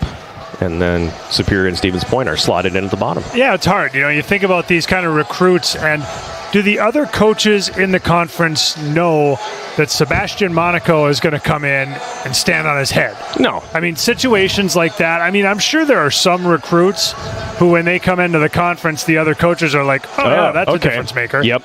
But I'm guessing there are many that come in, and people don't really know when that poll's going around. Right. Well, the SIDs don't necessarily know. SIDs vote on it. Yeah, they're not out there. So I don't know how many are going to go to their coach and go, okay, how should I vote on this? Right. But, you look, they don't know who these recruits are. And, and at this level, honestly, recruiting is kind of a crapshoot anyway. I mean, you don't know who's coming until classes start. You're a day away from the academic year starting, and you go, all right, they're all here. Okay, I guess I got my team now. I've got a team, all right. I've got a team, because I've also seen it where you get a day before and 3 of your guys aren't here. Yeah. Or you're 2 days in and somebody goes, I don't think this college stuff is for me. All right. Right. I'm a math 099 guy, and you've got me in accounting 200. This isn't good. I'm not going to stick around here. Right. So I think, it's kind of a crapshoot a little bit, and I just don't. It's hard to know. Yeah. It's hard to know, and you don't know. I mean, it's a lot of wild cards in recruiting, and the junior hockey world is so vast. Yeah. And there's so many different leagues and so many different levels. There's really no way to stay on top of all of it. So when they go and they pull a guy, someone gets pulled out of the NOJ, the Northern Ontario League, you're going, oh. What page of the Red Line report was that guy on? Exactly. And then all of a sudden they're the conference rookie of the year, and You're going, oh, I didn't see that coming at all. Yeah. So, yep. you could honestly, you could look at Icky Kagawa that way. Right. Icky was like a 20, 25-point guy in the North American Hockey League his last year at junior, and he comes in and puts up the same number of points in his rookie year here. Right. Now, he had injury problems this year. He's kind of come back to earth in some ways. Rich talked about it earlier in the year. He's not sneaking up on anybody now. They know. Yeah. There's a certain way you can take a guy like him out of the game, and that's what they're going to do. Yep. Coaches are smart. So he's come back to earth a little bit from where he was a year ago, but it's so hard to tell. Yeah. You can go back 20 years, and you've got a guy like Kyle Nosen, who played here, didn't put up massive numbers in junior, and he came here and in time put up huge numbers. Yeah. Was a dynamite face-off guy. I mean, he would destroy every center in the league here right now with how good he was on face-offs. But he was a better college-level player than he was a junior player. Right. And there's just players that it works out that way. There's other ones that are better junior players than they are college players. Yes. Yeah, there's definitely late bloomers and development that happens at all of those different levels that can turn a player from one thing into another. Both teams back on the ice for the start of the second period. 10 saves in the first for Jack Boschert. He will defend the goal to our right. The Yellow Jackets in the gold sweaters with the black and white trim will be going from right to left. We're going to play 2 seconds short here in this period. There we go. Now they got it back. We don't want that. Not now. We're behind. We need all the seconds we can get. Face-off controlled here by the Yellow Jackets. The pass misses center and comes all the way down, and 7 seconds in, it's icing. Just a little too steep of an angle there on the indirect off the boards. Tough pass to catch when it's coming from your 6 o'clock. Was that you, Georgia? Nice job. Playing the air raid siren on an icing? Everybody put your books over your heads. Boyce at the right point takes a shot blocked in front. The puck is still loose, and it's going to be picked up and come back the other way here. Tyler Ryder. His pass doesn't go. Jackets get it back. Yarmolnik falls down in the neutral zone. Puck is underneath him. Somehow that's not a hand pass. Okay. And back the other way now comes Stout. Terrian up the left wing. Terrian throws it into the slot. That one's not going to connect. Puck is going to come back down behind the Yellow Jacket net. Danziger leaving it there. Ryder's got it now. Tyler Ryder ahead on the left wing. Yarmolnik out to the neutral zone. Bouncing puck at center. Yarmolnik able to play it ahead on the left wing. Pfister clears. Gloved out of the air by Setter. He pushes it back over the Stout blue line now. Pfister has it for Stocks on the right wing. In the middle, Peugeot. His pass broken up by Ryder, who puts it right back on Stocks' tape. And now Peugeot has it in the high slot. Takes the shot tipped in front, and that ends up in the right wing corner. Stocks has it here now for Stout. He'll turn and throw that off the backside of Setter into the left circle. The shot taken there by Sinclair gets blocked. Peugeot now behind the net for the Blue Devils. Wraparound attempt stopped in front. Peugeot got it back. And now finally Austin Paul scoops up the loose puck, and he'll flip that out in the air to the neutral zone. Peugeot's got it, and we're going to get a whistle and a hand pass called on Stout. Face-off coming back in Blue Devil territory. Georgia, what else you got for sound effects? You got like goose call, duck call? I think there's people been on here. Yeah, I don't think we want that one. The old system we used to have had some great sound effects. Yeah? Yeah. Face-off controlled here by the Blue Devils now. It's taken here by Sinclair, thrown into the middle and ahead for Tyrrell. Tyrrell sends it into the right wing corner. Bergstrom gets there first. He gets bumped by Bermanis. Good stick. Now the Yellow Jackets, Paul flips that into neutral. Kagawa wanted to play it, but there really was no chance for him to play that and not get destroyed in the neutral zone. Now in the left circle, Paul throws it into the slot. Kagawa's one-timer goes off a skate, ends up in the left wing corner. Now Kagawa's got it again. Kagawa carries behind the goal, centers it up front for Dauphiné, and his one-timer just misses. Kagawa set up Austin Paul in the slot. That one doesn't go. Paul turns and fires. That's blocked. And it's going to be cleared back out into the neutral zone here. Backed up by Gibbs. Over to the left wing side. Kagawa, he'll send it in. Cade Shea picks it up in the right wing corner. Gibbs behind the net for Dauphiné. Dauphiné comes off the wall with it here. Dauphiné now into the high slot. Dauphiné still has it. Takes the shot and misses wide. Shea tried to bounce it in from the left side. That got broken up. It's going to be played ahead now by Bermanis for Tyrrell, and he'll flip that down into the Yellow Jacket zone. Picked up here by Axel, quickly up the left wing. Roosevelt sidesteps a check in the middle now for Cade Shea. He took a shot, but didn't get a whole lot on that as it was redirected away by the defense. And now back the other direction comes McAlpine for Stout. He speeds up the right wing, throws that one across. Redirected in front by Vanden Heuvel and goes wide. Wraparound attempt by McAlpine gets stymied at the left post. Puck is behind the Yellow Jacket net. Kicked loose. McAlpine's got it. He centers that one. It goes off a stick, and then Axel will push it right into the glove of Jack Boschert. And we'll get a face-off coming up here in the Yellow Jacket zone. 16:50 to go. Second period. It's 1-0 Stout. Explosive post-to-post push from Boschert there. Making a great save. Also, kudos to Kagawa for a nice shift on his last go there. Had a good poke check in the defensive zone to get the puck out, and then was able to create a couple good opportunities in the offensive zone. Face-off is going to be to the left of Boschert. It's controlled by Stout. Pfister at the right point. Plays it softly to the left wing corner. Yellow Jackets regain control, then turn it over behind the net. Bouncing puck played by Roosevelt to neutral ice, and then it'll be driven right back in by Cadieux Fredette. Ryder for the Yellow Jackets starts up ice, feeds that one ahead just out of the reach of Roosevelt. It's going to come back to the Yellow Jacket line. Stevens speeds up, comes across on the left wing. It's knocked off the play by Danziger. Danziger sends it back behind the goal. Left wing corner, it's centered. Stevens left circle had his shot blocked. Yellow Jackets get it back. Riddle Sends a rocket of a pass over to the left side. Goes off the skate of Roosevelt. Now Shea has got it. Cade Shea from the left circle. A shot he misses high. Big check by Andrew Larson, knocking down Diakawa as the puck comes to rest in the right wing corner. Diakawa battling for it. Larson pushes it to the line. Unfortunately, the only one there, Nicholas Stevens, and he'll dump it back into Yellow Jacket territory. Behind the net, Gibbs over to the left side. Bergstrom passes that one ahead. Intercepted there, and Kroon back the other way. Sam Kroon for the Blue Devils. Sends it across. Taken by Stocks. That took a crazy hop off the end board and came right back out front. And the Jackets able to clear it ahead now. A.J. Reed has it poked off his stick. Back the other way now comes Stout. Kroon crosses the Yellow Jacket line. Drops for Pajot. Over now in the right circle. This is Boyce. Brendan Boyce behind the net, tried to center, knocked away by Boschert. Puck is loose in the slot, and the Yellow Jackets' A.J. Reed comes back the other way. Tried to send that one behind the D for Tuo Mioksa, and we're going to get a stoppage and an offside call on the Yellow Jackets. Second time in 15 seconds that linesman Shepard got knocked down. That's a rough shift for the linesman. That is a difficult stretch for the lines there. Oh. That is a difficult stretch for the linesman. Taking a little bit of a beating. The first one was two Stout players over in front of the bench.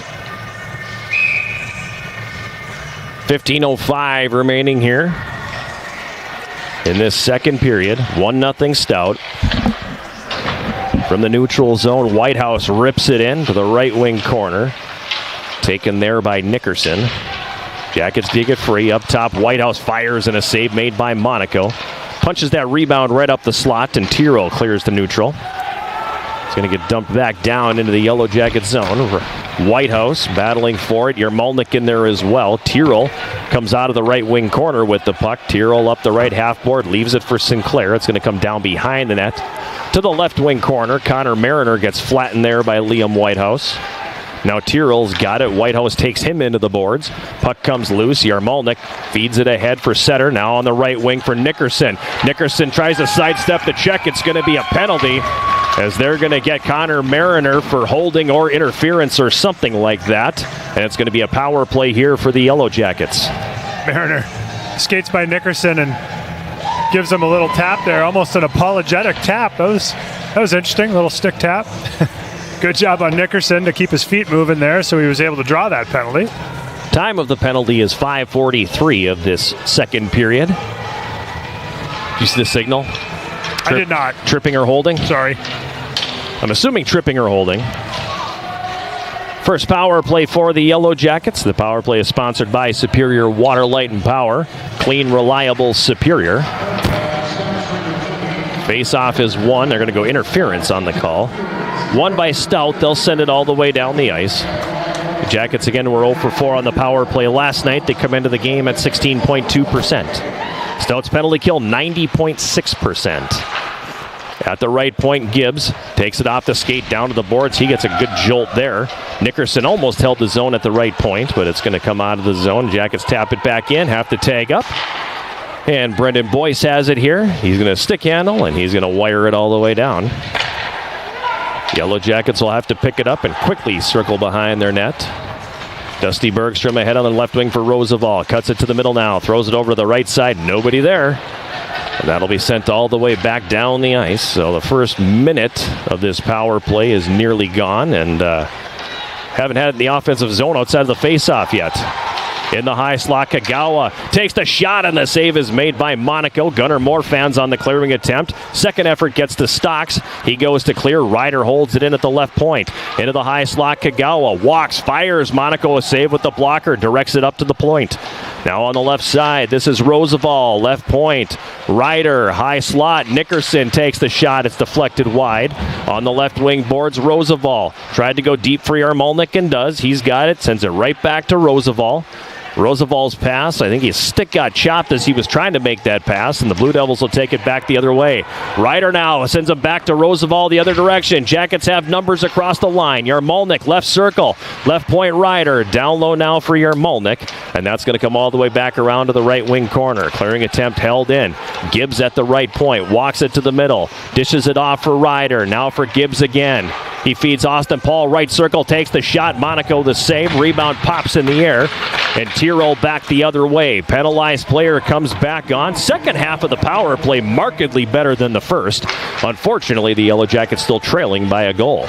Behind the net now in his own zone. Tyler Ryder ahead on the left wing for Shea. The pass out of his reach. Shea gets it back on the left wing board. It's poked off his stick by McAlpine. Blue Devils regaining control. Get it to the Yellow Jacket line, and Dvorak dumps it in.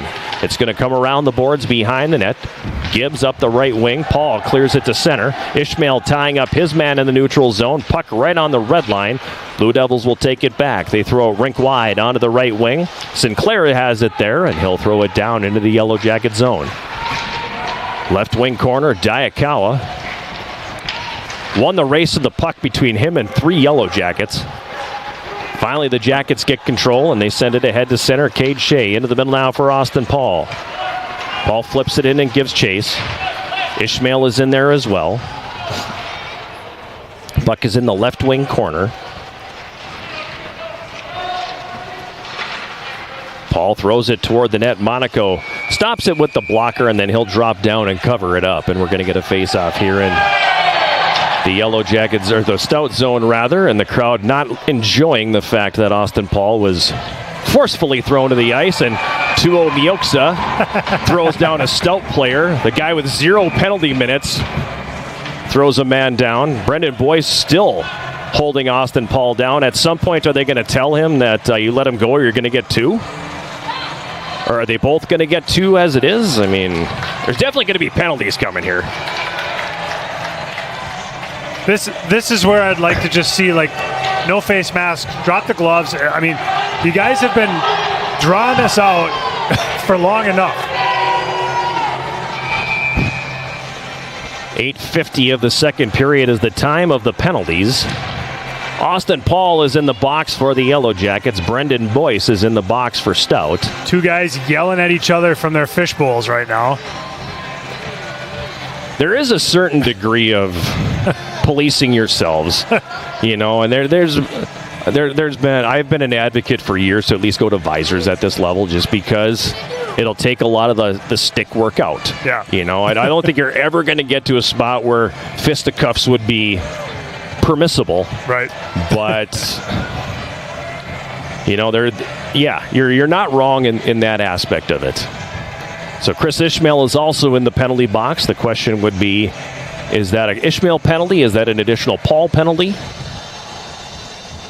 Is it going to end up being a power play for Stout here? From our perspective, it seemed like Stout was the aggressor in that situation, and it's very surprising to see 2 Yellow Jackets in the box and only 1 Blue Devil in the box. However, we're not close enough to know what might have been said or done underneath the pile. Mm-hmm. So I'll caveat that with that bit of information. Yeah, typically you're so accustomed to seeing this even out. Right. You know, a scrum like that, it's easy. You just, like, you know, you take one or two of each and you call it good and you move on. You know, I'm still waiting for something to go on the board here.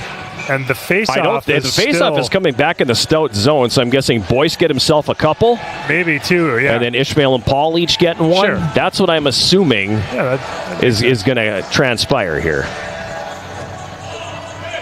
Still no times up on the clock, so they're going to have to get that set up right now.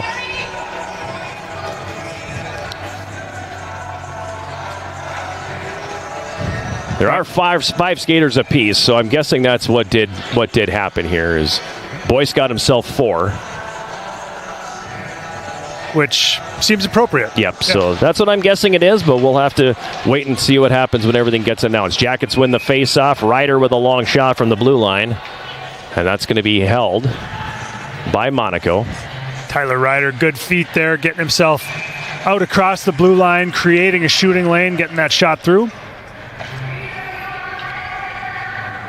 Andrew Larson taking the draw here for UWS. Wins a consecutive draw. Back to Ryder again. Ryder at the left point, walks it, takes a shot. That gets deflected and goes over the top of the net. Now it's loose behind the Stout goal. Peugeot's got it. He starts carrying that up the left side. Knocked off the play by Larson, but the puck comes right into the center ice and carried back the other way by Mariner. It's loose at the right side of the net. Jackets pick it up. Okay, come back the other way. 4-on-3 now on the left wing. Tuo Mioksa mishandles the pass. And it's going to come back the other way. Stout 2-on-1. Peugeot takes the shot right circle. Boschert makes the save. Juggled it there for a moment.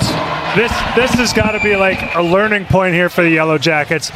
Larsson's coming up the ice with the puck. Doesn't really have an opportunity to improve the condition of the puck by making this pass. Forces that pass up through there. Really tough pass for Tuomi Oksa to catch. Ends up not really being able to catch it at the blue line again. Another turnover right around the blue line and ends up being an odd man rush the other way. Now, not dumping on Larsson. He had a great shift. That was just one little detail right there that's been an example of the Yellow Jackets really having a hard time on some of their zone entries. The penalties, by the way, at 8:50. Austin Paul and Ishmael for roughing. Boyce gets 2 for roughing and 2 for unsportsmanlike conduct. So 5-on-5, and at the end of the 2 minutes, the Yellow Jackets get their 2 guys back, and at the end of the 4 minutes, Boyce will be allowed to come back and play hockey. In the right wing corner, Yellow Jacket zone, excuse me. It's worked up the boards. Chipped to the line by Setter. It doesn't come out. They were able to hold the zone. Now you're Malnick into the middle now for Nickerson. He'll give to Setter. Setter floats a backhand on the left wing out of the reach of Yarmalnik. Heads up as that one found its way all the way into the top shelf. I have never seen a puck get up that high I have before. never seen one get all the way up here into the bar. So, you know what, Rexy? I think this one does have the distance. I believe we're going to have a media timeout here, perhaps. Yeah, that would make a lot of sense. Indeed we are. And give us the opportunity to say, get the same gear the Yellow Jackets wear by visiting the Yellow Jacket Sideline store. Browse the latest styles of gear, including shirts, hats, sweatshirts, outerwear, and more. The Yellow Jacket Sideline store can be found at uwsyellowjackets.com/shop. On his way out, Jack Boschert asked the officials to go check his goal. Not sure if they're going to need to do some housekeeping. It looks like they're checking the ice in his crease at the moment. I think he might have a hole down there, so they got to do a little patchwork. That is my guess. Going to steal a water bottle, perhaps. Yellow Jacket Hockey and Bills Distributing are partnering to benefit Folds of Honor for the 10th year in a row. Every time the Yellow Jackets score a goal at home, Bills Distributing will donate $20 to Folds of Honor, helping to provide scholarships and educational assistance for the families of fallen or severely wounded servicemen and women and first responders. Still looking for our first $20 tonight. Maybe. Jackets maintaining a one face-off edge in the bully circle so far. That's nice to see. Bully. Face-off is going to be eventually, because they're working away in that goal crease down where Jack Boschert is defending. It is the north end of the rink. The art of fixing a hole in the ice. Yeah, got some slush, got a puck. And if you got a little too much water in there, you take out the fire extinguisher, give it a blast, and away you go. Right on. Insta-cold. Everything appears to be copacetic, so we will turn our attention to the south end of the ice, where Justin Dauphiné steps in to take the draw. It's controlled by the Blue Devils. They clear it to the line. Axel couldn't hold at the left point. Now he's going to walk it all the way to the right wing side. Had to wait a while for the forwards to get out of the zone before he dumped it back in. Kagawa gets caught up in the wash, but Dauphiné's got the puck left circle. His shot tit, bouncing puck in front. It's in the skates of Kagawa. Dauphiné pulls it out and pushes that one just wide. Big check on the end board by A.J. Reed as he flattens a Stout player. Sinclair gets up and has a couple words for the Yellow Jacket freshman winger. Now he dumps him in front of the net again as Sinclair and Reed got engaged. They're huge check at the blue line by Liam Whitehouse. Physical play ramping up, and then flattened in the corner, Justin Dauphiné, and that's going to be a penalty. The Yellow Jacket physical play leads to a power play here as Dauphiné got steamrolled, and I believe charging is going to be the call. And then Dauphiné and Dvorak fist bumped each other. Like, yeah, that's a way to bring it. It's going to be McCabe Dvorak going to the box. Haven't haven't seen a shift like that all season. I mean, A.J. Reed started it off being an absolute wrecking ball. And then everybody just kind of jumped in like, hey, this is fun. Everybody fell in line. You know, we were a tripping of the goalie away from having the Hanson brothers out there. Wow. That was some kind of shift. Second power play of the evening for the Yellow Jackets. The power play sponsored by Superior Water, Light and Power. Clean, reliable Superior. Kagawa top of the right circle. Feeds it down low. Yarmolnik now back to the right circle. Kagawa fires. That gets blocked. It's bouncing up into the crease. Kagawa gets flattened. And then a little extra cross-check at the end thrown by Tyler Pfister. The guy was already down. You don't have to deliver the cross-check to the middle of the back. Yeah. That is one of those plays that I absolutely hate. Yeah. As a guy who took a lot of cross-checks in front, I absolutely hate when they deliver that one to the back at the end of the play. It's absolutely unnecessary. And Icky was clearly no threat at that point. Like you said, he was down. He wasn't trying to, like, thrust at the goalie or anything. A minute 46 to go on the Yellow Jacket power play. 9 minutes to play second period. 1-0 Stout.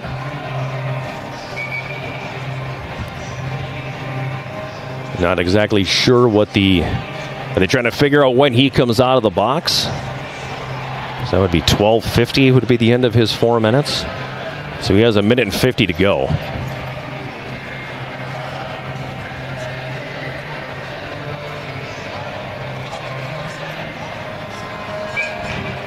Referee Sean Hauser getting it all organized over there, and we're ready to roll. Face-off controlled by Stout. Cadu Fredette wires that one up into the bench. Rich McKenna, did he catch that one in the back? I saw him smile a little bit there, too. He's got to start hiding behind that glass a little bit better. Puck sent all the way down the ice. Yellow Jackets Boschert out, wraps it around the left wing. Taken here by Roosevelt, backed up for Axel. He'll leave it here for Ryder. Strangely, Stout pulling back on the penalty kill here. Not nearly as aggressive as you've seen before, but they didn't have to be now as Hayden Stocks causes the turnover, goes in on the breakaway, and Boschert makes the save. Now back the other way, Kagawa for the Jackets. Ahead on the left wing, Yarmolnik. Yarmolnik sends it down low behind the net. It comes around to Roosevelt right corner. Up top at the right point. Ryder, stick handles. Roosevelt right circle. Ryder right point. Over to the left point, Bergstrom now. He'll feed down low, left side of the net, Yarmolnik. Up top, left point, Bergstrom. He carries down the boards. Bergstrom now, up top for Kagawa. Top of the left circle. High slot, Gibbs. Over in the right circle. Bergstrom fires, save made, Monaco. Rebound picked up on the right wing, Roosevelt. At the right point, Bergstrom. Roosevelt right circle. Up top for Bergstrom. He couldn't handle the pass, and the pressure is relieved as the puck comes back down in Yellow Jacket territory. On the left wing, Dauphiné ahead for Riddle. Carson Riddle across the Stout line. Riddle carries behind the net. Has it in the right wing circle. Riddle, high slot, stick handle, shoots, blocked. Gibbs shot, blocked. Next shot, tipped out front, and that goes right over the top of the net. Dauphiné with that opportunity. Behind the Stout net, coming out with it here, Riddle. He's knocked off the play by Gunnar Moore. He'll fire it to neutral ice. Final seconds ticking off, but that may have been the best power play of the year for the Yellow Jackets, even without a goal. Dauphiné in the slot, takes the shot, and Monaco makes the save. Rebound pops up behind the net. At the right point, Danziger sends it deep, but it's knocked out of the air, and Kroon will flip that back out to neutral ice. At the Yellow Jacket blue line, this is Tyrrell driving his way to the front of the net. Penalty come, and they're going to get a hook on Justin Dauphiné, and it's going to be a Stout power play. Poor Daniel Roosevelt. I mean, we've all been there at one time or another. He was the man who fired that pass across that was just a teeny bit out of reach and ended up leaving the zone for the Yellow Jackets. At the end of his shift, he was so frustrated that as he skated to the bench, he threw his stick all the way over the back glass, beyond the bench, beyond the back glass, back toward the locker room. Been that kind of night. I've been there, kiddo.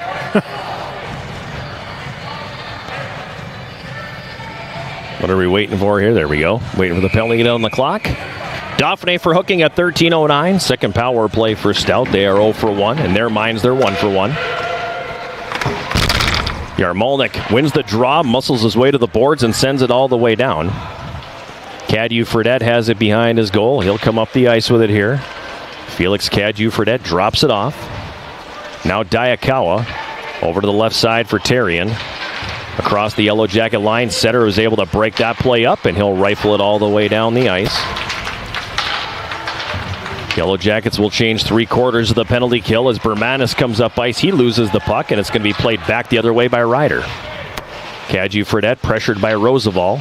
With his stick. He retrieved it. Might be a different one, I don't know. Yeah, but maybe. in the neutral zone, Whitehouse sends it all the way down the ice. Now Cadieux-Fredette has it here. He'll carry it up the right wing across the red into the Yellow Jacket zone. Felix Cadieux-Fredette plays it up to the right point. Therien walks. Cadieux-Fredette right side. Down behind the net all the way to the left corner, Diakawa. Behind the net now, it's taken by Bergstrom. He goes to clear, but it's held in at the right point. Now it does sneak out to neutral ice. And the Yellow Jackets can play it back. Bergstrom is going to take it there. He'll send it all the way down. 45 seconds left in the penalty to Justin Dauphin. 5.5 to play here in the second period. 1-0 Stout. In the Yellow Jacket zone, Tyrol throws that in front. Nobody could get a stick on that. Crazy hop off the boards there, too. Seen a few of those tonight where it's had just the laws of physics or the geometry of it is very different from what I would expect. Blake Setter clears that all the way down the ice. 10 seconds to go in the power play here as the Yellow Jackets change all 4 penalty killers once again. Schofield moves it inside the Yellow Jacket line, broken up by Bergstrom. Now Yarmolnik feeds right wing side. Gibbs up ice. He's got Riddle. He tips it in. Dauphin out of the box. Good penalty kill by the Yellow Jackets here. And it stays 1-0. Peugeot back the other way for Stout across the Yellow Jacket line. Gets away from Gibbs. Takes a shot. Glove save. Boschert. He'll hold on with 4:36 to play here in this second period. Second periods have been the bugaboo, Jason. This has been a pretty good one by Yellow Jacket standards. Yeah, this has been a change in the momentum of second periods for UWS. They've taken an edge in shots on goal here. Had a nice penalty kill, had some really effective power plays. Doing a lot of good things in the second period. Hopefully building some momentum that'll get them the equalizer soon. Riddle in to take the face-off. It's won by Dvorak, but Roosevelt comes away with the puck. He'll wrap it around behind the goal. Taken here by Whitehouse. He throws it up the left side. It comes to center now. Roosevelt one-on-one with Boyce across the Stout line. He'll throw it down to the right wing corner. It comes back behind the net. Puck is played ahead. Broken up there by the Jackets, and they're able to hold the zone. As Cade Shea gets wrestled to the ice by Pfister. Whitehouse on the right wing. He's a wrecking ball himself into that right wing corner as he came all the way from the blue line to hold. Riddle in there as well. He comes out with it. Riddle on the right wing wall. Tried to throw it up to the line. It doesn't go. It's blocked. Cade Shea using his body to keep that puck in the zone. He's got Dvorak pinned to the boards. It comes to the front of the Stout net. Pfister's got it here. And he'll clear it into the neutral zone. McAlpine tips it into Yellow Jacket territory. Behind the net, Axel knocks down Stevens behind the goal. Stevens might have tried to embellish that a little bit and see if he could get a call because it was just an awkward way to go down. Yeah, I thought it was a great play by Axel. He used his body really well there. It comes all the way into the Stout zone now, and it's going to be played ahead. Mariner up the left wing, tipped into the Yellow Jacket territory. Danziger to Dauphin. Now ahead Kagawa, the pass hits him in the skate. On the right wing, Austin Paul pokes it into the Stout zone. Tristan Terrien's got it here. It comes over to the right wing, and Stevens tips it into Yellow Jacket territory.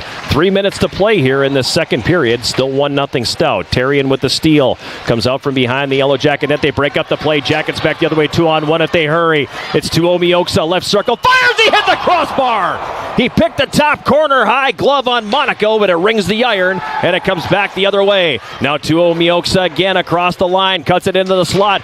Fans on the shot. Had his stick hit at the last moment. Puck goes into the left wing wing corner, trying to wrestle for possession there is Austin Paul. Tuomioksa in there as well. He comes out with the puck. Sends it up top at the left point, Bergstrom. Right point, Gibbs. Puck hopped on him as he was getting ready to shoot. Paul behind the net now. Carries to the right wing corner. Austin Paul into the slot. Takes the shot. Monaco the save, and he's going to cover. And a face-off coming in the Stout zone. Tuomioksa. You know you hit it square when you can see the net move. Yeah.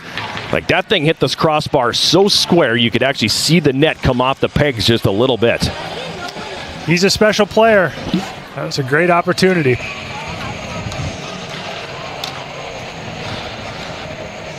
He's on the ice with Reed and Larson right now. 2:17 to go here in the second period. It's 1-0 Stout. Puck played ahead at center. Gunnar Moore tips it to the line. Broken up by Gibbs. And now Peugeot takes it back. Peugeot drives it to the net. Stick handling in tight. Never gets the shot away as he gets knocked down by Bergstrom. Jackets come back on the attack. Larson comes across the line. Tried to go to the right circle for Tuomioksa, but it was broken up. Now the Blue Devils back the other way again. Stocks on the breakaway. He scores. Hayden Stocks with the steal in the neutral zone. Second breakaway of the period for him. Capitalizes on this one. It's 2-0. And this is entirely the result of a Yellow Jacket defensive pairing line change. They got one defenseman off the ice. The other defenseman was still out there, and they just got caught. They just didn't get that second defenseman back on fast enough. Just a bad break. I don't know if it was. I'd have to see the replay to see. I don't think it was really a mistake on the change. It just the puck came back at him too fast to get the next guy out. I think what it was born out of is the offensive rush. The forwards turned it over at the tops of the circles. Right. And he didn't. It came back so quickly. Yeah. He didn't give them a chance. Stocks. He gets that goal unassisted. Stocks unassisted at 18-11 of the periods. That's a real deflator here because the Jackets had carried the play here in the second. And unfortunately for them, one mistake in the back of the net, and they're down 2 with 80 seconds to go here in the period. Whitehouse up the right wing, carries it behind the Stout net. Liam Whitehouse goes into the boards on the left wing. Jackets try to send it deep, but Ishmael's pass picked off by Tyrrell. Then Ishmael picks off Tyrrell's pass, I should say. Puck's going to be played deep, and it goes behind the Yellow Jacket goal. Ryder over to the left side for Ishmael. Now ahead for Carson Riddle. Riddle in the Stout zone, pulls up on the left side. Decides to carry it back out into the neutral zone. Dishes off on the left wing. It's taken here by Ryder. Tyler Ryder circles back. Dishes it deep behind the net now. This is Setter. Setter behind the goal. Wrapped up there by Dvorak. Setter gets away. Puck gets caught up in the skates of the referee. Now Setter's able to get back up, still has the puck. Dvorak's lumber is all over him. Setter still has the puck. Gibbs, right point. Danziger, one-timer tipped in front, and Monaco makes the save. Now it's going to come back up left point. Danziger kicks into the slot. Setter whiffs on it. Danziger again. He whiffs on it. Finally, the puck's going to be played over to the left wing boards. Vanden Heuvel has it there, and he'll clear. Puck is going to come back to center now. Jackets are going to get called for the offside as Yarmolnik never saw Carson Riddle. And it's going to be a offside call and a face-off with 4.7 seconds left. Good response shift there by the Yellow Jackets. Yeah, absolutely. They did a good job getting it down low. Blake Setter was a monster on that shift. He might have had a chance at getting a wraparound attempt if he didn't put it in the skates of Brek Lazowski.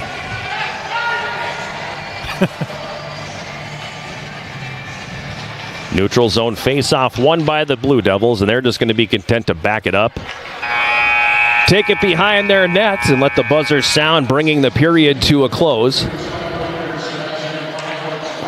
Unfortunate situation for the Yellow Jackets, too, because I think they had the better of the play for the most part that period, and then one mistake. Back of the net. I agree, and that's been something we've talked about tonight. It was something we talked about yesterday.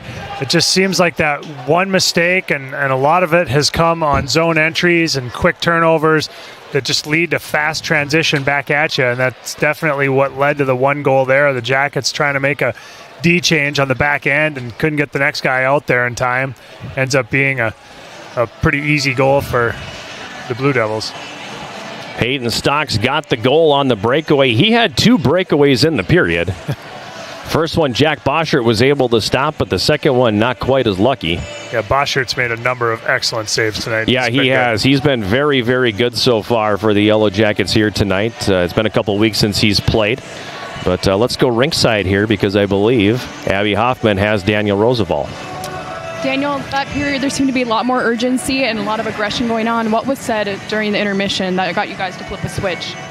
I mean, we know what we need to do tonight, and I think just building off of the first period, getting pucks deep, banging bodies, a little different forecheck, so I think it's working. Gave up that bad one at the end, but I think otherwise we're good. Good luck. Thank you. Back to you guys up top. Thank you very much, Abby. And I would agree with that assessment. I do. I mean, they know what they need to do. Yep. Now it's just a matter of execution here. And you got 20 minutes to make it happen. Yep. You know that based on what we saw last night, because we're in a very similar position, except it's a 2-goal deficit instead of 1, you're going to see a team that's probably going to make sure they have that third man back.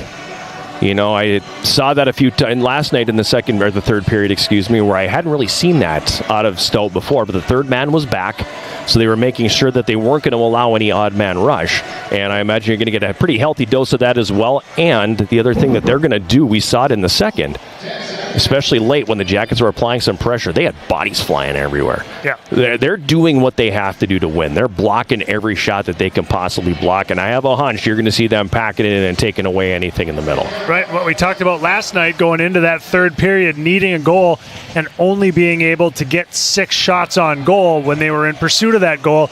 It'll be interesting to see what, if any, adjustments the Yellow Jackets can make going into this third period to try to generate more shot volume, get more shots on goal, despite what we know the Blue Devils will do to try to suppress that. 2 periods in the books here at Westman Arena. Stout with a 2-0 lead. We'll take a timeout and come back with our second intermission, sponsored by Hovland Incorporated, right after this. This is Yellow Jacket Hockey on 91.3 KUWS Superior and Yellow Jacket TV, an affiliate of the WIAC Sports Network.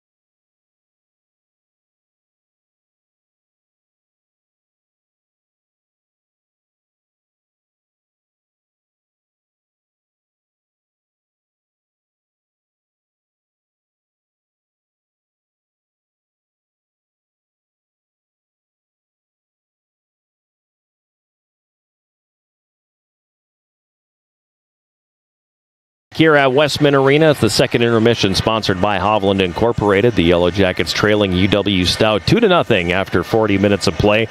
1-0 Stout after the first period on Evan Vandenheuvel's first goal of the season.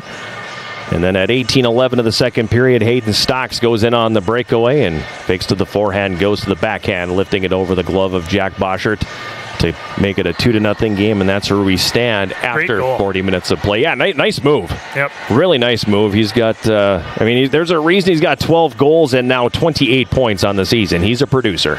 Off the pipe and in, it looked like on that. Yeah, no doubt about that. So the Yellow Jackets, backs are against the wall here now. I mean, these are really important points. And, Stevens Point has rallied. So they're up 4-3 on Beloit in the second period, late in the second period there. So they are 1 or 2 points clear of the Yellow Jackets in third place. River Falls is trailing at Eau Claire 3-0 in the second period now. So they're doing the Yellow Jackets a favor. Hopefully the Jackets can take care of business the way that they need to take care of business, because they need the points here. It's going to be really interesting to see how this third period plays out, because I could see a scenario in which the Yellow Jackets just go completely for broke, like full-out desperation, and end up losing 5-0 because they just completely sell out. Yep. Because they decide at this point, you know what, like, you got nothing to lose. You got nothing to lose. So that could be a way this plays out, or it could be a third period like last night where it just ends up being really tight, really hard to get through, really hard to create offense, and it's basically like a non-event period, and this game ends like 2-0 or 3-0 with an empty net goal. So right. I'll be interested to see the Yellow Jackets approach, and if they make tactical changes to just really, really push the offense, or if they try to stay patient and just stick to their game and hope to get one here and get back within one shot and make it a one-shot game again. I'm not inclined to say that they're going to sell out a ton, just because there's too much time left. Yeah. So I don't think they want to come out and just, we're going to start sending 4 guys. Yeah.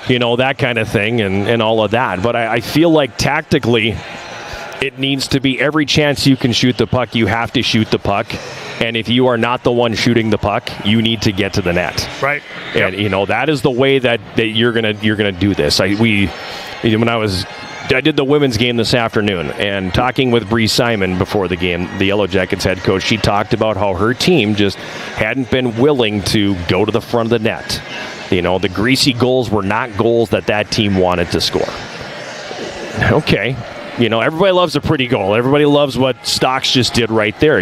Some silky mitts, the backhand off the post and in. We all want to do that. Most goals are going to be scored the ugly way. It's a badge of honor to score the ugly goal. And that is how the Yellow Jackets are going to win this game. It's going to have to be ugly. And they've been better at it tonight, but I don't feel like they still are paying enough of a price to go to the front of the net and make it happen. The women today, they finally did, and the winning goal was exactly that. It was driving to the net, getting a rebound, and I won't say hammering it home because she kind of fanned on it, but she got enough of it to literally bounce it over the line. Yeah. That's a greasy, ugly goal because she went to the net. Going to have to drive pucks. It's got to be like that. And shove it in. Yeah. Yeah, it's got to be like that. They don't give up enough where you're going to score pretty goals off the rush or anything like that unless you're Rupe and you can pick top shelf there. Unfortunately, you hit the crossbar. Right. But I feel like that's the point that it's at now. Yeah. It's go to the net time. Yep. And who's going to go there? Who's going to do it? We haven't seen a lot of that this year. Right. So when you're struggling to score, you got points on the line. How are you going to do it? Right. And I hope that they decide in that way that they are going to sell out. Yeah. And go, all right, let's make it happen. Sell out on getting pucks hard to the goal and going for rebounds. Yep. Yeah. Yep. Second chance plays. Yeah, that kind of stuff. Yep. So hopefully that is what we'll see. It wouldn't shock me to see the bench get shortened a little bit. It wouldn't shock me to see him fire up the blender a little bit and start some unique combinations here. Especially if they don't score one early. Right. I have a hunch you're still going to see the Yarmalnik-Nickerson center line together probably starting the period because for the most part, they've been pretty darn good. Yep. They've been pretty good, and they've had some chances. And, Setter was running the universe on that last shift down there. And, again, if he doesn't get the puck caught in the referee's skates, who knows what can happen there. Right. But it wouldn't shock me if things shorten up a little bit and we start to see some different combos being deployed here by the Yellow Jacket coaching staff. We're still about 9.5 minutes away from the start of the third period. Stout has a 2-0 lead over the Yellow Jackets. We'll take a timeout and come back with more of our second intermission, sponsored by Hovland Incorporated right after this. This is Yellow Jacket Hockey on 91.3 KUWS Superior and Yellow Jacket TV, an affiliate of the WIAC Sports Network.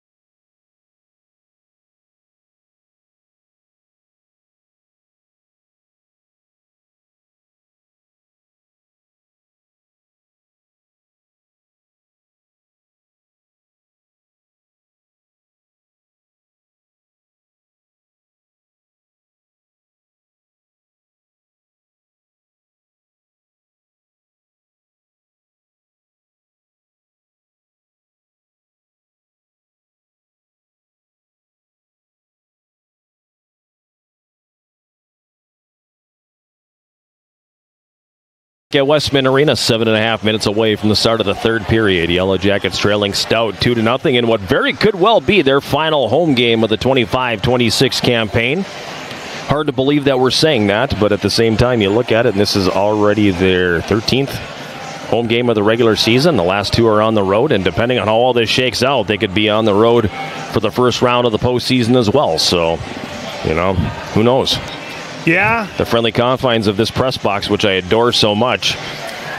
Maybe 8 or 9 months before I'm up here again. Right. Yeah, it's always so weird when a season gets to these inflection points like this, because all year long, every night you come out, you plan to win, and you expect to win, and you expect to be back the next week, and you expect to get home ice for the playoffs, and you expect to win there, and you just keep it going, and you never think about when it ends. Right. And then you come into the rink, and you're like, well, it's okay. I mean, something's going to happen. The scores are going to go the right way. We're going to win.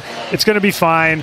And now you're sitting here down 2-0, going into the third period, like, wow, this might be the last period of hockey we call in Westman Arena this year. Right. Yeah. It's crazy how all that works out. I mean, it's already such a short season anyway. Right.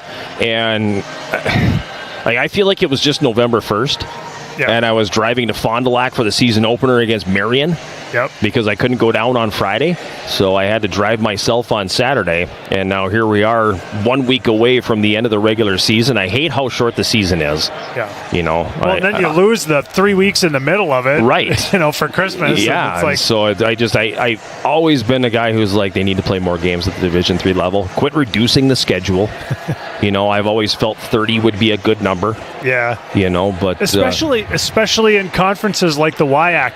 It's not like you're driving 8 hours between opponents. Right. So you're not killing these guys We're on not bus in Prince rides. George here Right. and having to. Yeah. Because you can understand that. I mean, having been student athletes, I mean, it's a grind. Trying to be in class and do the right things in the classroom when you've got massive road trips or frequent long bus rides and stuff. That's one of the beauties of the WIAC is that, there are some rides, but most of them are, relatively short. minimal. Yeah. You're in the 2.5, 3 hour range on most of it. Right. Yeah.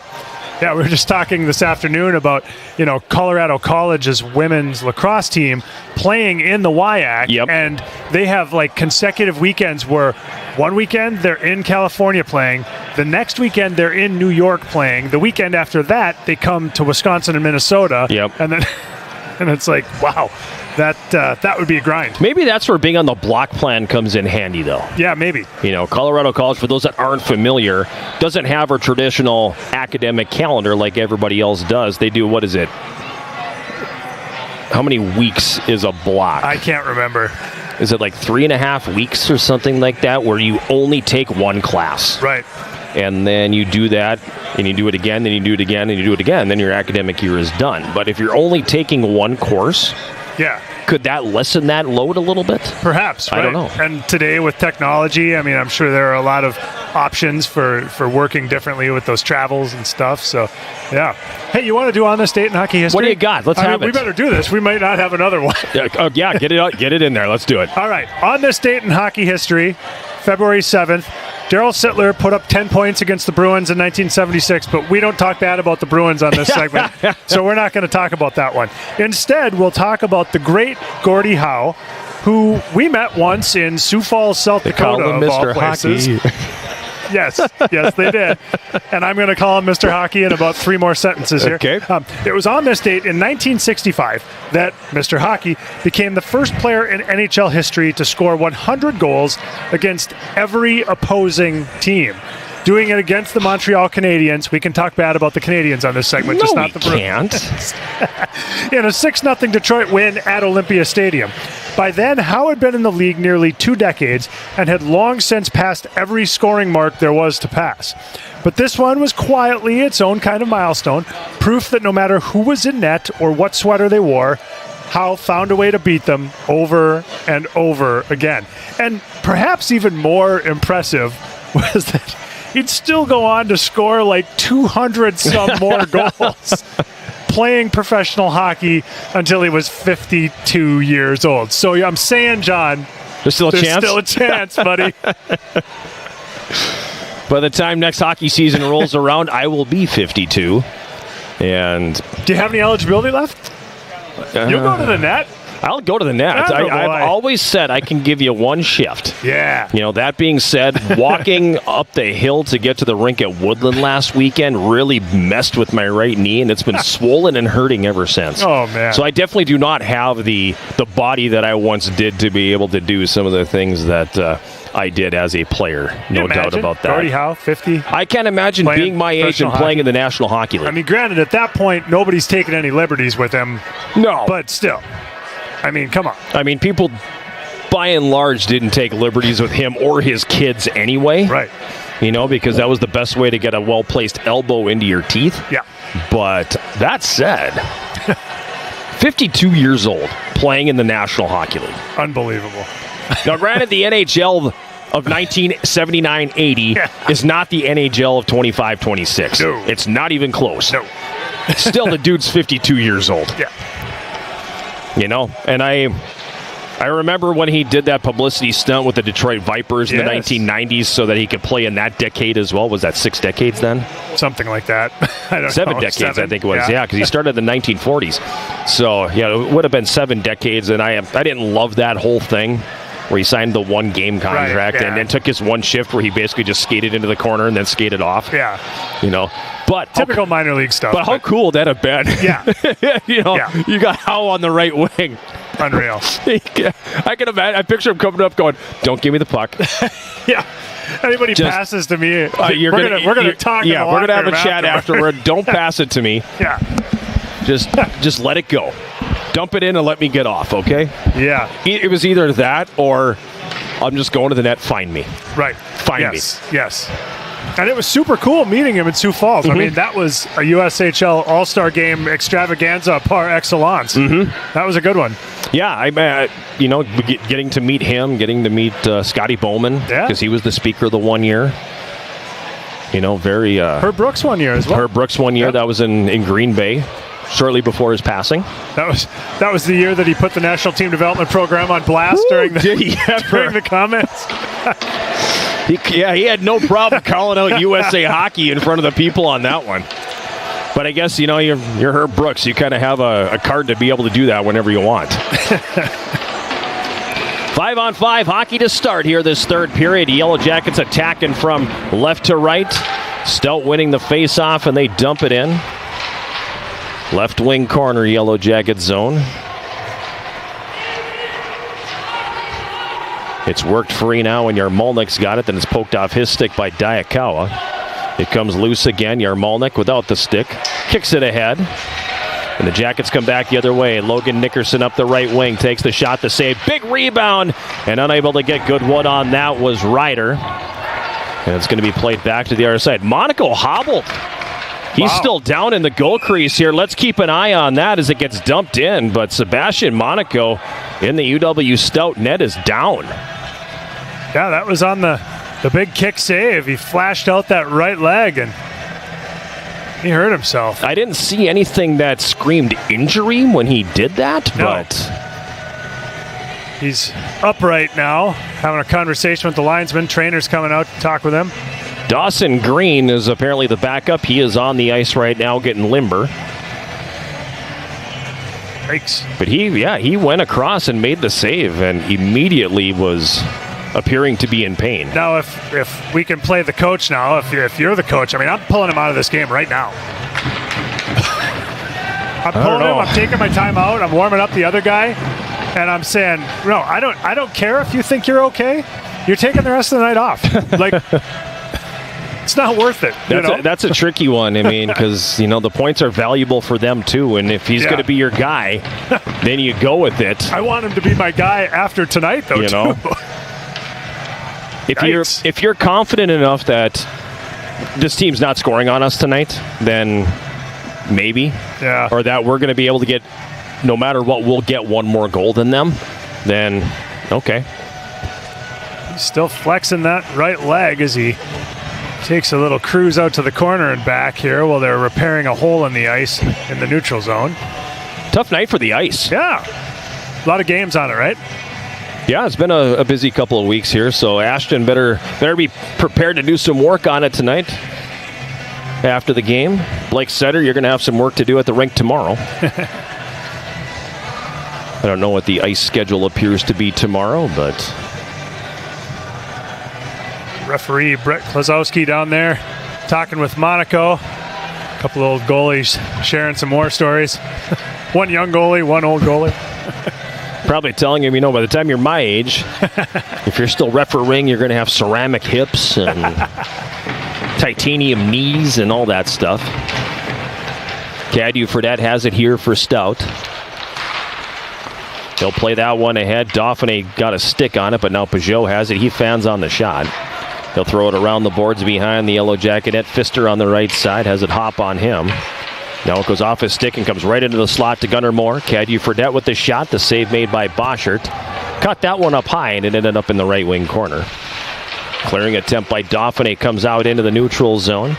Stout gets it back. Stocks up the left wing. Throws it into the slot. Kagawa breaks it up. Passes it in the middle now where he's got Dauphiné. Dauphiné goes to drop it off to Austin Paul. Puts it between his skates. Kagawa follows the play. Tried to push it to the right corner. That doesn't go. Huge check by Liam Whitehouse as he flattens Hayden Stocks. And that's two massive hits from the senior defenseman. Wow. Broke Stocks' stick in half, too. Puck is in the Yellow Jacket zone right now. Evan Axel's got it here. He carries up the left wing. He's pressured from behind, but it gets dumped down into the Stout zone. Shea giving chase. Along the end board, Carson Riddle. He gets knocked off the play, and the Blue Devils clear. In the neutral zone, Rosevall's got it here. He throws it back up the boards. Ryder to Riddle to Shea, and he's going to dump it in. It's behind the net now in the right wing corner. Danzinger's got it on the right side. He carries behind the net. Wraparound attempt comes into the right circle. Taken there by Shea. His shot gets blocked. And it's going to be cleared back out to neutral ice. All the way back down behind the Yellow Jacket net. Ryder. Ahead on the right side. Danzinger had it hop past him. And the Blue Devils will play it back up the left wing. McAlpine tips it in. Now on the left side, Reed. He couldn't settle that puck down. Blue Devils get it back. They'll dump it into the Yellow Jacket zone. Danzinger has it now, and he'll play it ahead. On the left wing, Tuo Mioksa. Backs it up for Ryder. Ryder looking for somebody to pass to. He's got nothing, so then he'll just float it down into the Stout zone. Cadu Fredette sends that up the left wing. Diakawa's got it here. Cullen Diakawa across the Yellow Jacket line takes a shot that gets blocked by Gibbs. Behind the net, Stevens.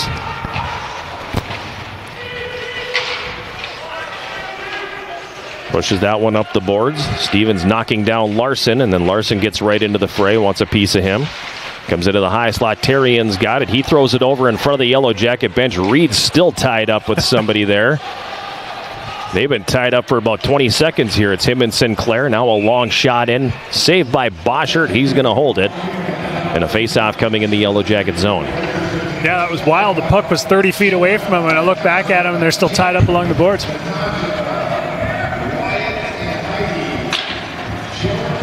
Face-off will be to Boschert's left.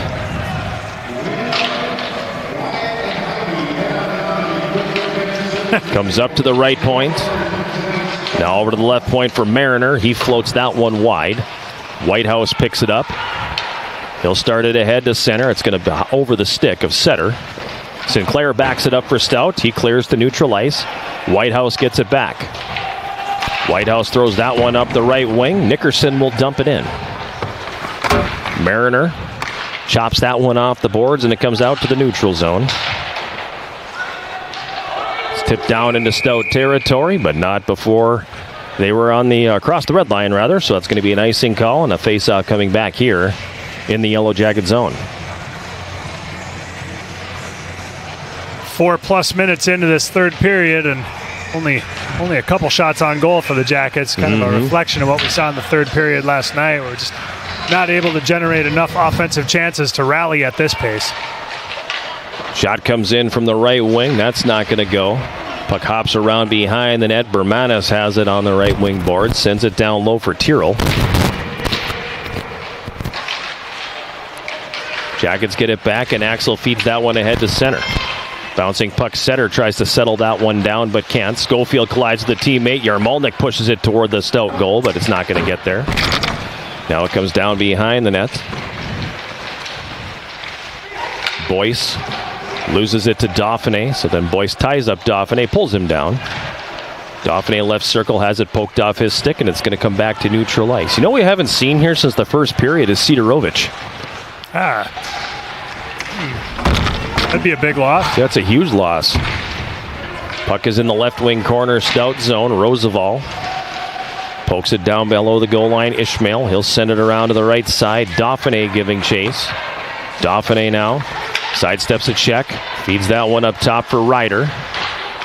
Ryder throws that down low. The puck ends up behind the net, left side of the goal. It's Roosevelt back up top for Ryder. Over to Danziger, right point. He stick handles and shoots, tipped in front by Ishmael. Save made by Monaco. Now it's Ishmael in the left circle. Pulls, fires, and a glove save made by Monaco. There's some pushing and shoving in front between Roosevelt and Vanden Heuvel. First save Monaco's had to make since he pulled up lame. So I want to go back to that last exchange there where Dauphiné had it and made the pass over to Ryder. You got to put that pass in a position where that guy can be going toward the net, catch it in stride and take a shot. Instead, you stretched him out so far that he had to back up. Right. And then his only option is either to go D to D or throw it in the corner. Right, and then he went D to D, right? Yep. Yeah, and then when we made the D to D, then we skated ourselves right out of the shooting lane. Right. All the way over to the half boards. And it all started with a pass that's not on the tape. Right, yep. Or in an area that's getting his momentum going toward the net. Yeah.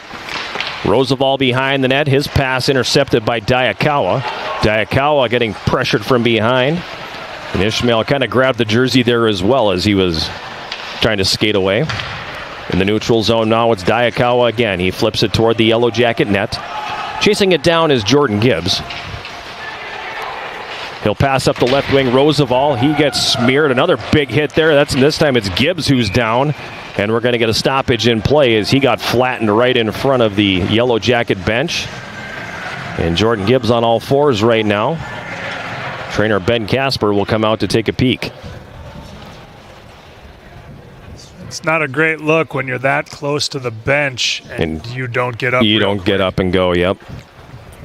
That's a bit worrisome. Maybe it's a stinger. No, they're gonna he's gonna need to be helped off, it looks like.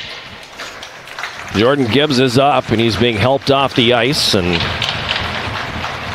chances are we've seen the last of him tonight, judging by how gingerly he is leaving the ice. Played well tonight.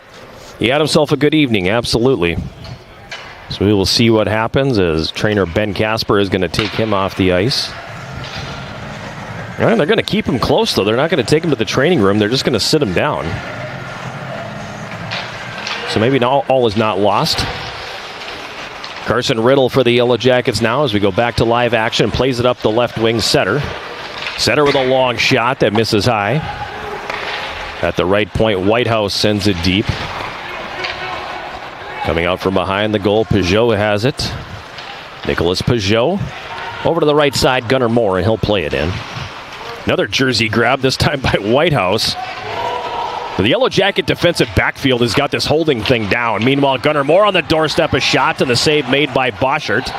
Then Moore gets flattened by Liam Whitehouse in front as the Jackets come back on the attack. Cade Shea into the slot. Riddle fires, and a pad save is made by Monaco. Sharp angle, Riddle. That one hits a skate and comes all the way to the line. Cade Shea at the right point. Throws that one right into the slot. Almost like a perfect pass to Peugeot. And that's going to be sent all the way back down the ice. That's a position there where that's got to be a hard shot. You can't put it on the ice right on his tape. Right. Tuomioksa across the Stout line. Gets around one man. Takes a shot. The save is made by Monaco. Rebound pushed wide by Larson. At the right point, Danziger, left point, Ryder, high slot. Danziger misses high. Jackets giving the Glass a workout here in the third. On the left wing side, Reed up top. Ryder, good little stutter step move. Carries to the left circle, throws that in front. Unable to get a stick on it was Larson. Clearing attempt held in by Danziger at the right point. He sends it deep. It comes around over to the left side, and that's going to be flipped over everybody and down into Yellow Jacket territory now. Ryder circles the net, reverses it and leaves for Danziger. Danziger ahead for A.J. Reed. I got nervous for that one, thinking he was going to get absolutely destroyed by the player coming off the bench. But they elected to forego the check, and it's going to be dumped back down into the Yellow Jacket zone. Stout's got a tag up. Dusty Bergstrom will carry it up ice. Bergstrom now over to the right wing for Paul. Paul right circle takes the shot. Monaco the save. He's going to hold on to it. Update on Jordan Gibbs. When they were checking him out, they were definitely checking out lower body. He's going to come back on the ice right now during the stoppage and kind of give it a little spin. Looks pretty good, actually. Seems to be all right. Not sure how much he's more he'll play little tonight, ginger coming off the ice. Yeah. You know, but definitely good to see him, you know, back up and moving and going for a little skate there. And he's grabbing a stick, so he's going to get a twig and stay on the bench. All right, good. We'll see if he comes back out. Meanwhile, faceoff is controlled by Vanden Heuvel. Kagawa in there digging away and pokes it toward the right wing corner. Pfister's got it now. He'll turn it over. Kagawa's got it right side. He'll carry behind the net. Kagawa up to the left point, Bergstrom. Right point, Axel into the slot off the skate of Dauphiné. It kicks to the left wing corner. Now back up to the point it comes. Axel, right point, fires and the save made Monaco. Kagawa blows a tire in the left wing corner. He's down now, and back the other way comes Stout. Puck is thrown back into the Yellow Jacket zone behind the goal. Bergstrom's got it here, feeds it ahead for Dauphiné. He passed over to the left wing for Kagawa, who was going off. And it gets dumped in, pops in the air. Behind the Yellow Jacket net, Danziger. Dauphiné picks it up. Finally gets it out into the neutral zone. Kagawa with some shoulder discomfort, it looks like, over there on the bench right now. Puck played back the other way, and that's going to be icing on Stout. He's doing some light arm circles with that left wing, trying to work it out.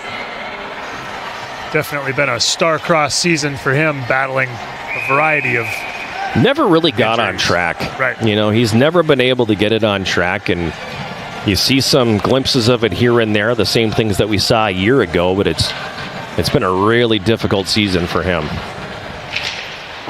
Sophomore slump and then some. Yeah.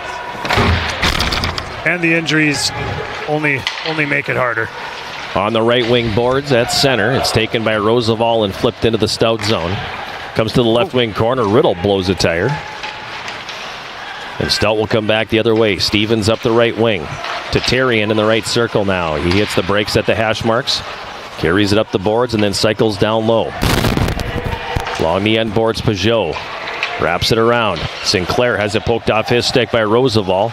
Tried to get it away on the boards from Stocks, but he took that away and plays it back the other direction. Jackets regain control and dump it in. Mariner carries it up the right wing, pokes it ahead for Gunnar Moore. Jackets intercept and come back. Blake Setter over the line. Setter carries down behind the Stout goal, comes out, throws it into the goal crease off the skate of Nickerson. Then he couldn't get a stick on it. Yarmolnik picks it up, feeds it up to the left point for Dusty Bergstrom, over to the right point for Whitehouse. He plays it off the end board. Yarmolnik on the left side. Puts it right onto the stick of Gunnar Moore, and he'll carry back the other way. He gets chopped down by Yarmolnik. Play continues on as Nickerson picks it up on the right wing. He'll pass it ahead for Blake Setter. Setter on the right side, up top for Whitehouse. Right circle takes the shot, the save made by Monaco. Setter throws that one off the side of the goal. It's going to be cleared up the boards. Whitehouse takes the man. The puck comes to neutral ice. We've passed the 11-minute mark of the third period. Shots in this period 10-2 Yellow Jackets, but it's still 2-0. Now Axel swings and misses on the check.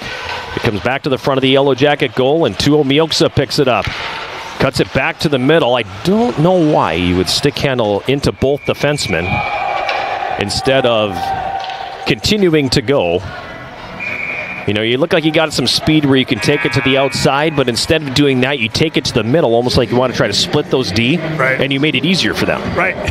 Yep. I mean, I know it's easy from 100 feet away. For sure. Yep. You know, like we are right now. It's way easier to call it that way, but I don't understand why you wouldn't keep taking it wide when you know your top end speed is going to be better than what they have. Right. At the very least, that would retain possession. Yeah. Yeah. Instead, it ends up being a turnover at the blue and comes back the other way. Yeah. Hayden Stocks injured on that last shift for the Blue Devils, lost his stick in some sort of collision out front. I didn't actually see the collision. I just saw him lying face down on the ice and then getting off very gingerly. He had a hard time getting over the boards. Did get himself over the boards eventually, and doesn't seem to be too worse for wear over on the bench now. He's had a couple of those tonight. Yeah. Where he's taken a couple hits. Yeah, this has been a physical game. The last two periods in particular, Yes. the physicality has really picked up. Yeah.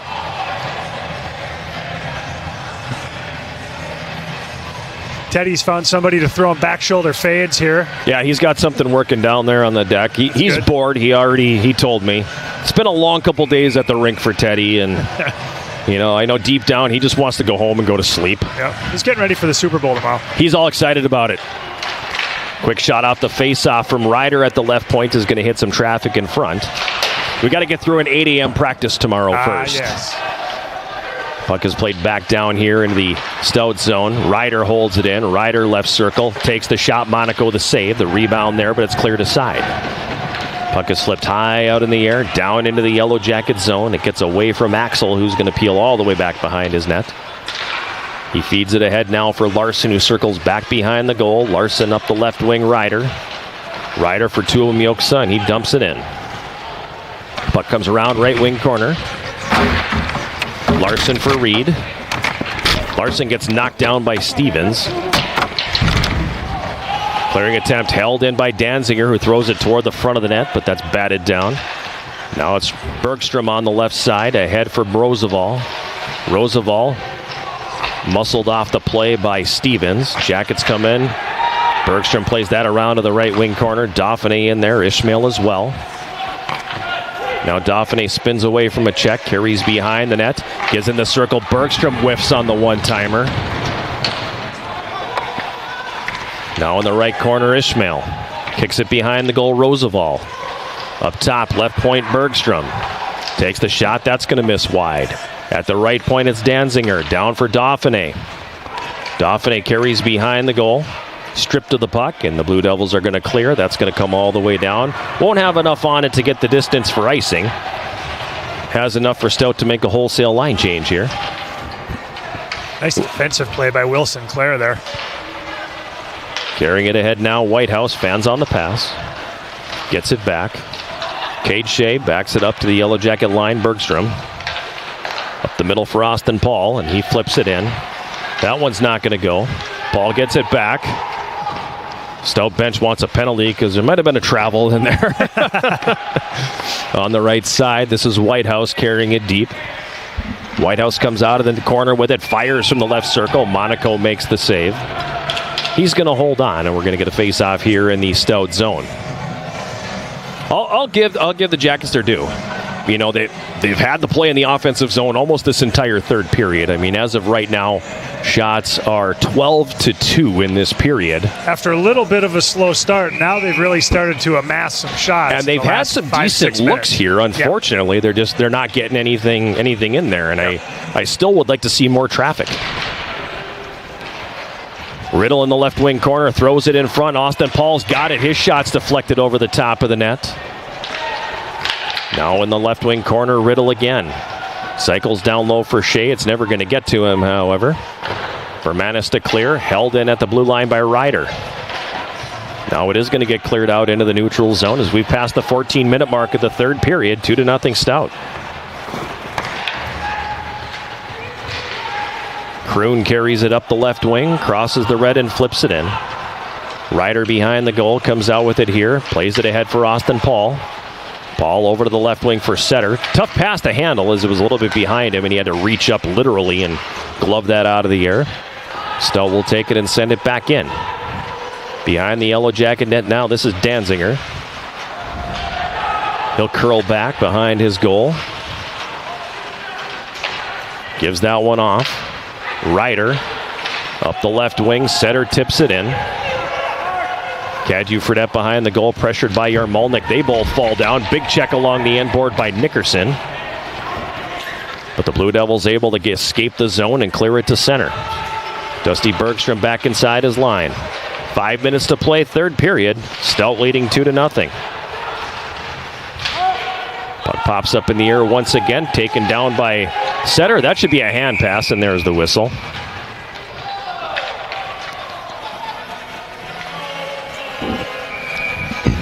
Stout wanting a penalty on Blake Setter there. Was it Setter and Nickerson who threw the little slash into Pfister's calf? Yeah, I think Nickerson might have got him with that, and then Setter happened to be cruising into the neighborhood next. They've been good and abrasive tonight. Probably should have been a penalty.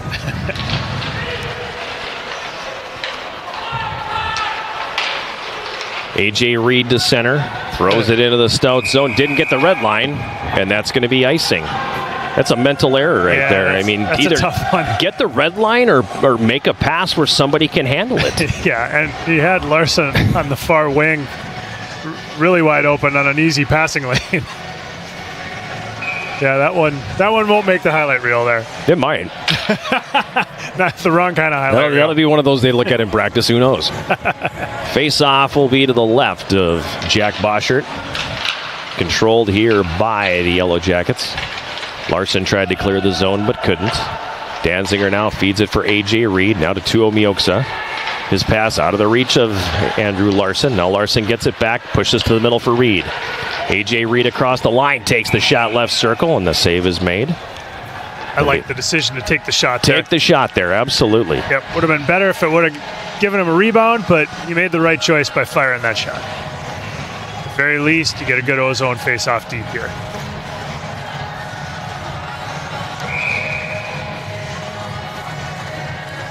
The way Monaco has reacted after that injury, it makes me wonder if he would just started having cramps. Little cramp or something? Yeah. Because he definitely doesn't seem any the worse for the wear. Not at all. Not at all. You know, I just looked it up here after I saw A.J. Reed take the shot. He hasn't scored since December 13th. His last goal was against Beloit. And he scored in both games down in Janesville. I mean, scoring's been a difficult thing for this team outside of the season opener when they put up 7 on Marion. Right. It gave all of us a false sense of security that the bulk of the offense returned from a year ago.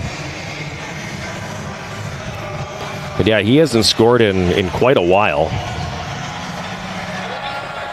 You know, Roosevelt, he had an interesting stretch because he had a stretch of 4 straight games where he scored a goal.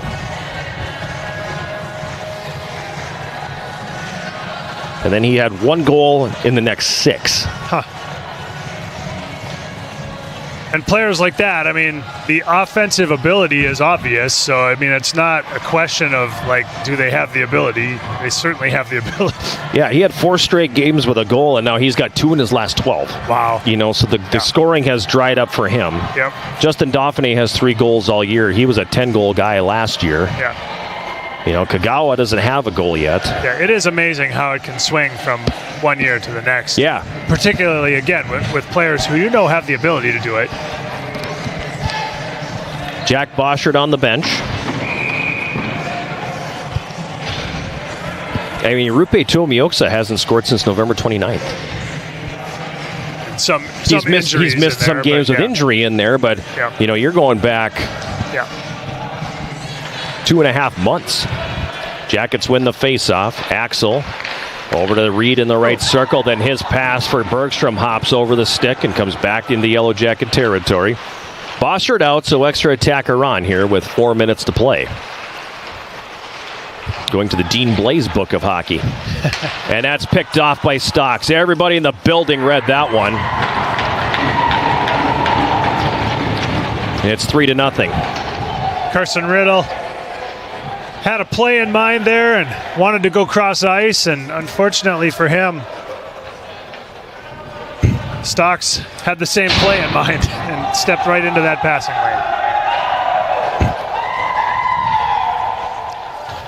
Lots of hoots and hollers. Yeah, well, the Jackets slammed the door, and you know, they earned every right to be hooted at and hollered at there. Yep, and Stout. Because again, Carson Riddle had he had a play in mind, no doubt about that. But everybody in the building could read that pass. Yeah.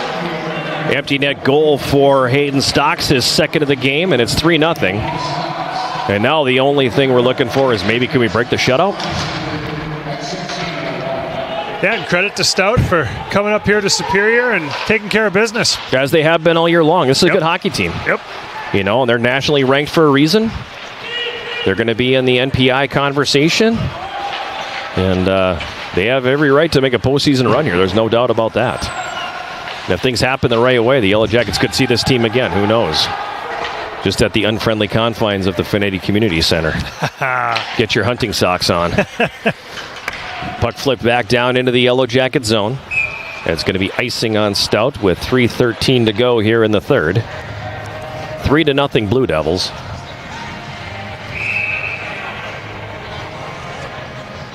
Shots in this period 13-3. Yeah. They check that box.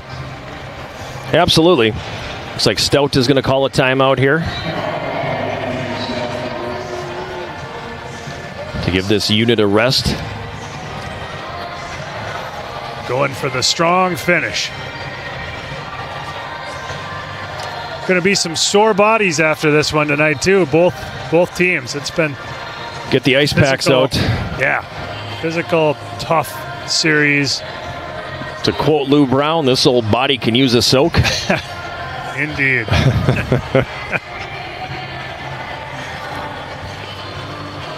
You fixed it 6 times already.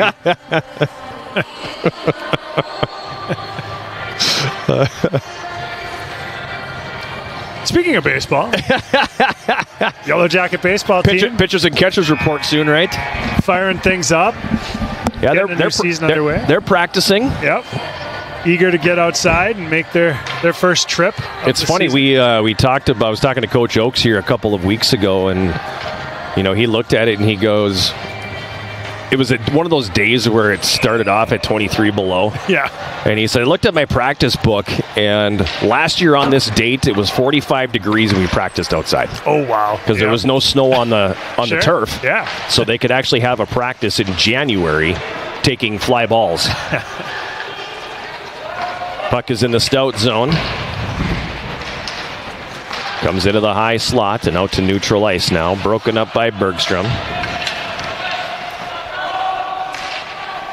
Now Yarmolnik carries across the line, tries to stick handle through his own skates. Just shoot the puck there. And it's going to ricochet back out into the neutral zone. Terrian and Setter go after it.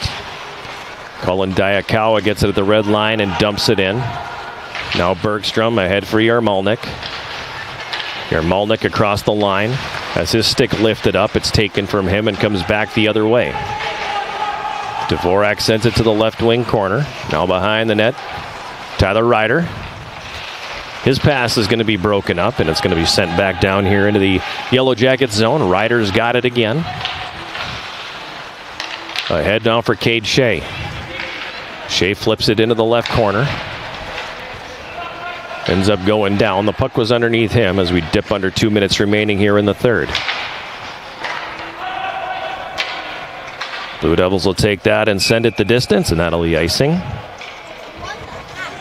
Stevens Point victorious tonight over Beloit 6-3. So the Pointers will stay in third. And unfortunately for the Yellow Jackets now, this virtually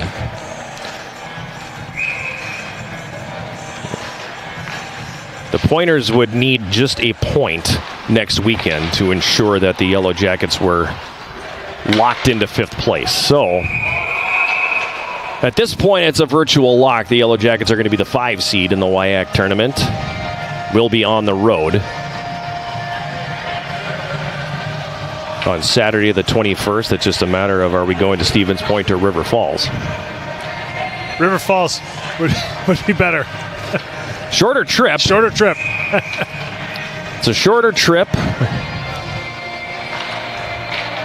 But they've got 2 with Beloit next weekend. In the Yellow Jackets zone, Danziger over to the left wing for Tuo Mioksa. He flips it into Stout territory. Picked up there by Mariner. Tuo Mioksa takes him into the boards, then tries to drop it off for Ishmael. That doesn't go. It's going to be flipped back down into Yellow Jacket territory here where Austin Paul picks it up. Over to Evan Axel on the right wing boards. Rink wide on the left for Tuo Mioksa. He'll curl it back inside his own line. Never did see Jordan Gibbs again tonight. Never did see Iki Kagawa again tonight. It shouldn't be a shock because the Jackets have been just injury-riddled the entire season. Less than a minute to go here now in the third period. Bergstrom up the right wing. Comes across the line and takes a shot. Stick save Monaco. Back the other way they come. Gunnar Moore. Crosses the red and dumps it in. Behind the Yellow Jacket net, Boschert wraps that one around to Riddle. 5 seniors on the ice for the Yellow Jackets right now. Ishmael, Riddle, Ryder, Bergstrom, and Austin Paul. Bergstrom one-hands that toward the front of the net, but it's blocked. Puck is going to be cleared back out into the neutral zone here. Fans calling for a penalty, and at this point it's like there's 10 seconds left. On the left wing, Diakawa into the Yellow Jacket zone. Tried to take the shot that was broken up, and that's going to do it here tonight. Final seconds are going to tick away. As the horn sounds, bringing this one to a close. Rough one here tonight. As the Yellow Jackets showed flashes, they really did. And frankly, they were, again, I think for a lot of the night, they were a better club. Yeah, they definitely came out and played some good hockey tonight. Tough to see a 3-0 defeat. It really didn't feel like a 3-0 game. It didn't feel that way until the very end. You know, I think it felt that way when the empty netter was scored. And then after that, it felt like they were checked out a little bit. They kind of knew. Yeah. They kind of knew what it was. They kind of knew how this was going to go. It was just a matter of, are we going to find a way to score a goal tonight? And obviously the answer was no. Yeah. Sebastian Monaco has allowed 2 goals against the Yellow Jackets in 3 games. Yeah. And, in reality, shut the Jackets out twice. He's got 2 shutouts this year, and they're both against Superior. So, I mean, that tells you just about everything you need to know. That's the season series in a nutshell right there. Yeah, indeed. Hasn't been a good campaign for the Yellow Jackets tonight or this year, and unfortunately another loss to be chalked up here tonight. Final score 3-0. We'll take a timeout because I believe Abby's coming back with the mic. Yes, she is. We'll take a timeout, and we will come back with the postgame show sponsored by Synovus Energy and the Superior Refinery right after this. This is Yellow Jacket Hockey on 91.3 KUWS Superior and Yellow Jacket TV, an affiliate of the WIAC Sports Network.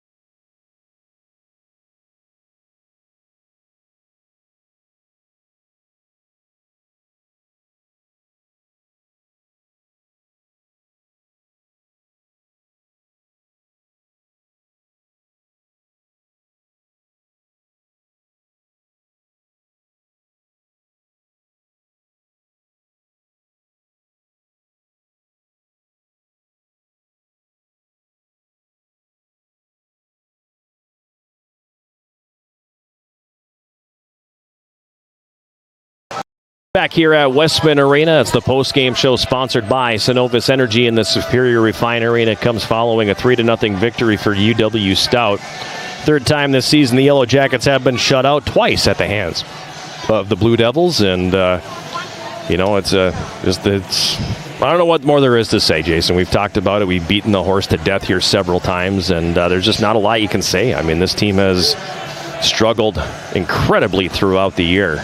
Scoring is something that is incredibly difficult for this team for some reason. And when you have talent, and there's plenty of offensive talent over in that room, but unfortunately, it just hasn't translated into any kind of success this year. And tonight is just another one of those games where a few of those things stand out. Right. What we've seen night in and night out is that difficulty to score for this team this season, and that magnifies the mistakes you make so much because you can't score your way out of them. Right. And so it seems like when the Yellow Jackets, make some of these little detail mistakes, and then it ends up in the back of the net, and they push and try hard, and like we saw in the third period, amass quite a few shots on goal trying to push to get back in it, and they just can't get the goals right now.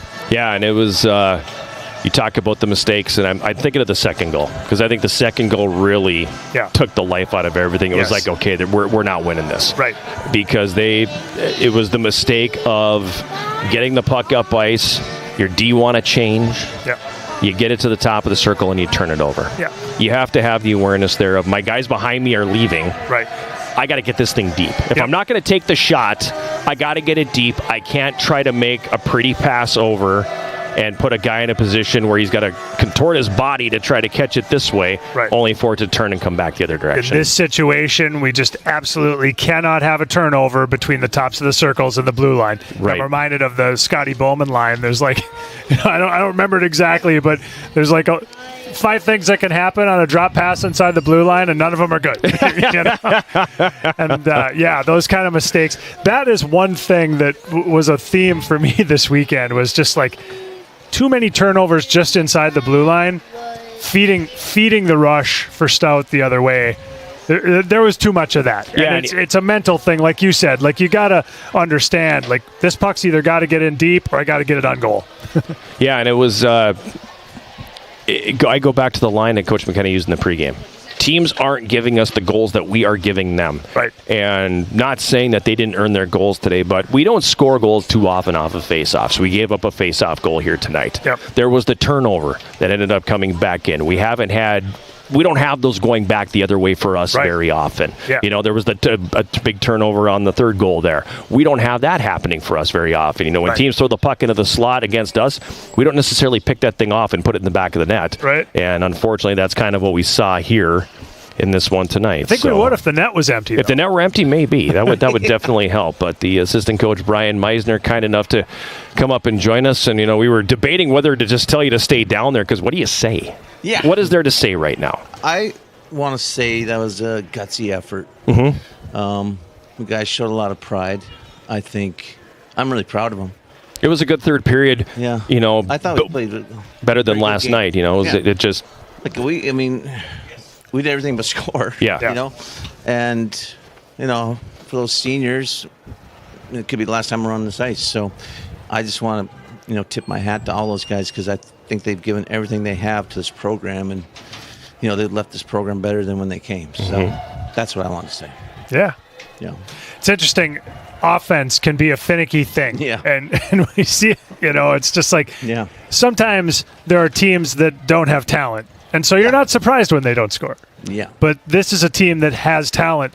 So it's been interesting to watch the difficulties on offense, being able to put pucks in the back of the net.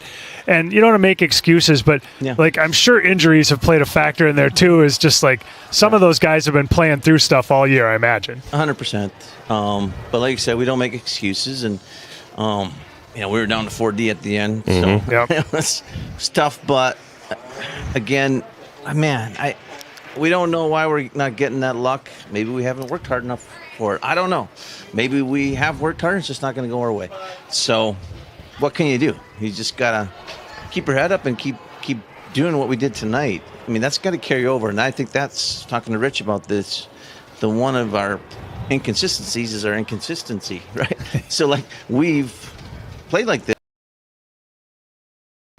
take it off or take the rest of the game off. So yeah, that was take it off or take the rest of the game off. So yeah, that was kind of what we were guessing. What he's been battling all year. Mm-hmm. Right. You know, once they got that third, he's like, well, we just got to shut it down. But well, what's the plans for the Super Bowl tomorrow?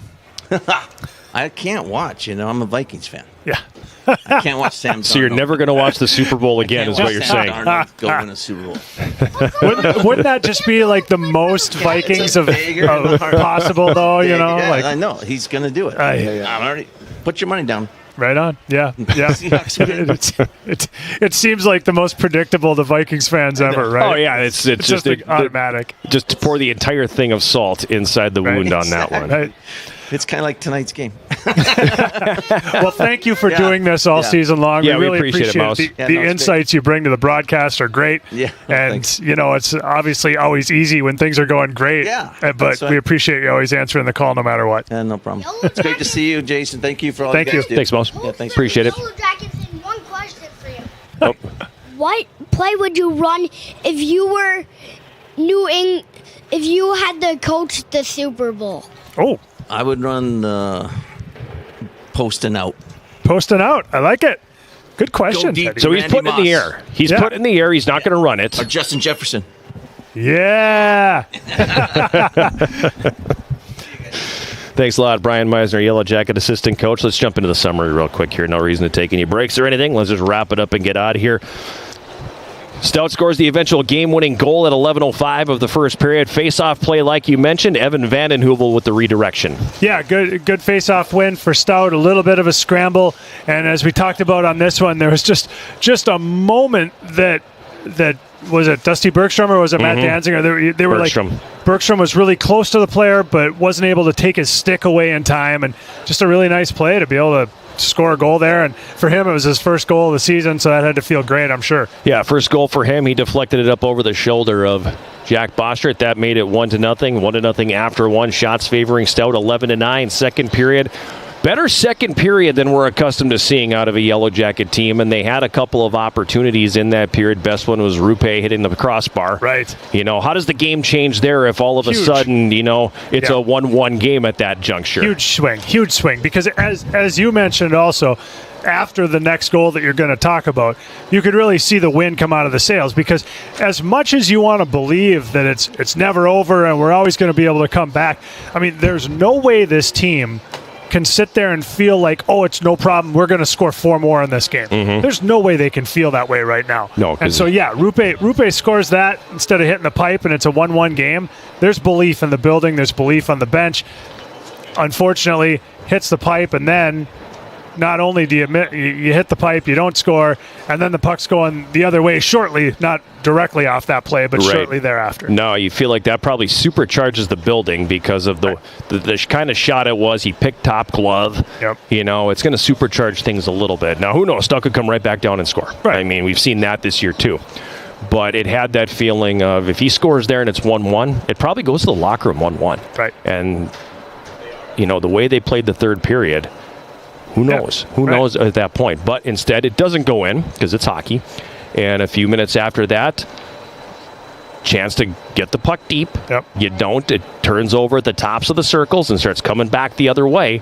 And you get a breakaway for Hayden Stocks, and he goes off the post and in. Missed a breakaway earlier in the period. Right. Wasn't going to be denied this time. Yeah, Bosher made some great saves, but this one he just couldn't quite do much about, given that it was off the post and in on a great move. Yeah, really nice move by Hayden Stocks there. The unassisted goal at 18-11 made it 2-0 Stout after 2. Shots in the second period. Stout had 9 for a 2-period total of 20. The Yellow Jackets had 12 for a 2-period total of 21. Then in the third period, the Jackets came out and outshot Stout 13-4 in the period. And they had a severe territorial advantage. Stout with the 4 shots, 3 of the 4 really weren't much of anything. There was nothing high danger there by any means. The Jackets did a good job of getting pucks through. You know, last night we talked about so many block shots in the third period. Stout had 4 blocks going into the third. They finished with 7, so only blocked 3 shots in the third period. Jackets were getting pucks through, but you weren't getting anything past that goaltender. And then they get the goalie out around 4 minutes to go, have the turnover just outside their blue line. You know, telegraphed the pass, and it was an easy interception. Yep. Yeah, I mean, just we're looking at the replay now. If it gets through, it's a good pass, but it's tough going cross ice like that. And like you said, I think everybody could kind of see what was coming there. Tough night, tough ending. Jackets obviously had to pull the goalie given the situation. There was I think last night in retrospect, maybe you needed to pull him a little earlier. Right. And so here, coaches did a great job doing what needed to be done, and you got to take a gamble in that situation. And unfortunately, it just backfired. Hayden Stocks with the empty netter, his second of the game, 13th of the season, makes the final score 3-0. Yellow Jackets with the edge in shots on goal, 34-24 for the hockey game. Penalties in the game, each team 4 penalties for 8 minutes. Each team 0 for 2 on the power play. Yellow Jackets 7 shots on the power play. And that's noteworthy because that is not something this team has done a lot of. You would have 4 power plays a night, they'd have 1 shot. Yeah, I think that is definitely one of the positives that could come away from this weekend was that the power play generated more shots, more opportunities. So definitely some good things there. Jack Boschert finishing the evening with 21 saves in goal for the Yellow Jackets. He will drop to 4-2-0 on the season. At the other end, Sebastian Monaco, a 34-save shutout. And his record now sitting at 9-2-1. Stout 17-5-1 overall, 10-2-1 in the WIAC. That's good for 31 points. Yellow Jackets 11-10-2 overall, 4-8-1 in the WIAC. They have 15 points. Elsewhere around the conference this evening, Eau Claire defeats River Falls 4-3. And we already mentioned Stevens Point defeating Beloit 6-3. So that tells me Eau Claire has 33 points. Stout has 31. That's going to be a heck of a series next weekend. Stevens Point has 20. River Falls has 15. The Yellow Jackets have 15. And Beloit has 3. So the Yellow Jackets go into next weekend with a possible 6 points on the table. They can get to 21. That would be enough to leapfrog over Stevens Point. So they get on there and they sweep twice. They would jump over Stevens Point. Probably only into 4th place, though, because River Falls has Beloit twice.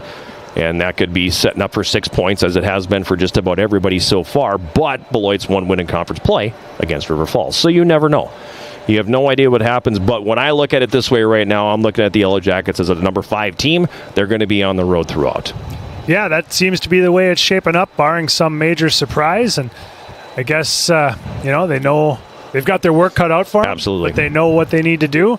There aren't any surprises really at this point. Just a matter of trying to get as healthy as possible in 1 week or 2 weeks, stay healthy next week and then get after it in the playoffs and see if they can get hot. 3 stars, who you got? All right, 3rd star tonight, UWS junior goalie Jack Boschert. What was he, 21 saves? 21 stops. Final count? Yep. And, not one of those nights where on the stat sheet you're going to be like, oh my gosh, that was amazing. But, if you were here watching, he was really good, and he made some big saves for him to hold him in this game, some tough saves in some key moments, and was really the reason that they were still within shouting distance in this one. Okay, so number 3, Jack Boschert. Number 2? Number 2 is also a goalie, stout freshman goalie Sebastian Monaco with the 34 saves and the shutout, his second shutout against the Jackets this season. Also battled through whatever injury he suffered there in the 3rd period. We're speculating maybe it was just some sort of leg cramp because it seemed like he was able to play just fine after that. Mm-hmm. So he was just a solid force for them all weekend long, obviously. Okay. And number 1 star tonight is stout sophomore forward Hayden Stocks. He had 2 goals. Really, the one that we talked about, the second goal for them was kind of the put-away goal. It really took the air out of the sails in the building, and then the empty netter at the end. So number 3, Jack Boschert. Number 2, Sebastian Monaco. And the number 1 star, Hayden Stocks. The Yellow Jackets are going to be back in action next Friday night from KB Willett Arena in Stevens Point. A 7 o'clock face-off, 6:30 pregame show. And hopefully the 2 teams that were picked to finish atop the standings in the conference are not going to be in the hunt for a conference championship this time around, but still always good hockey and good entertaining play when the Yellow Jackets and the Pointers get together. It'll be a 2-game set, Friday and Saturday, 7 o'clock face-off each night, 6:30 pregame show right here on 91.3 KUWS. Want to thank Bradley Lellis, our production engineer for Yellow Jacket TV on site here at Westman Arena. Also want to thank the Gus Bus back at the studios of 91.3 KUWS Radio. For Gus, for Bradley, for Jason Arone, thank you, my friend, for jumping in with us once again this year.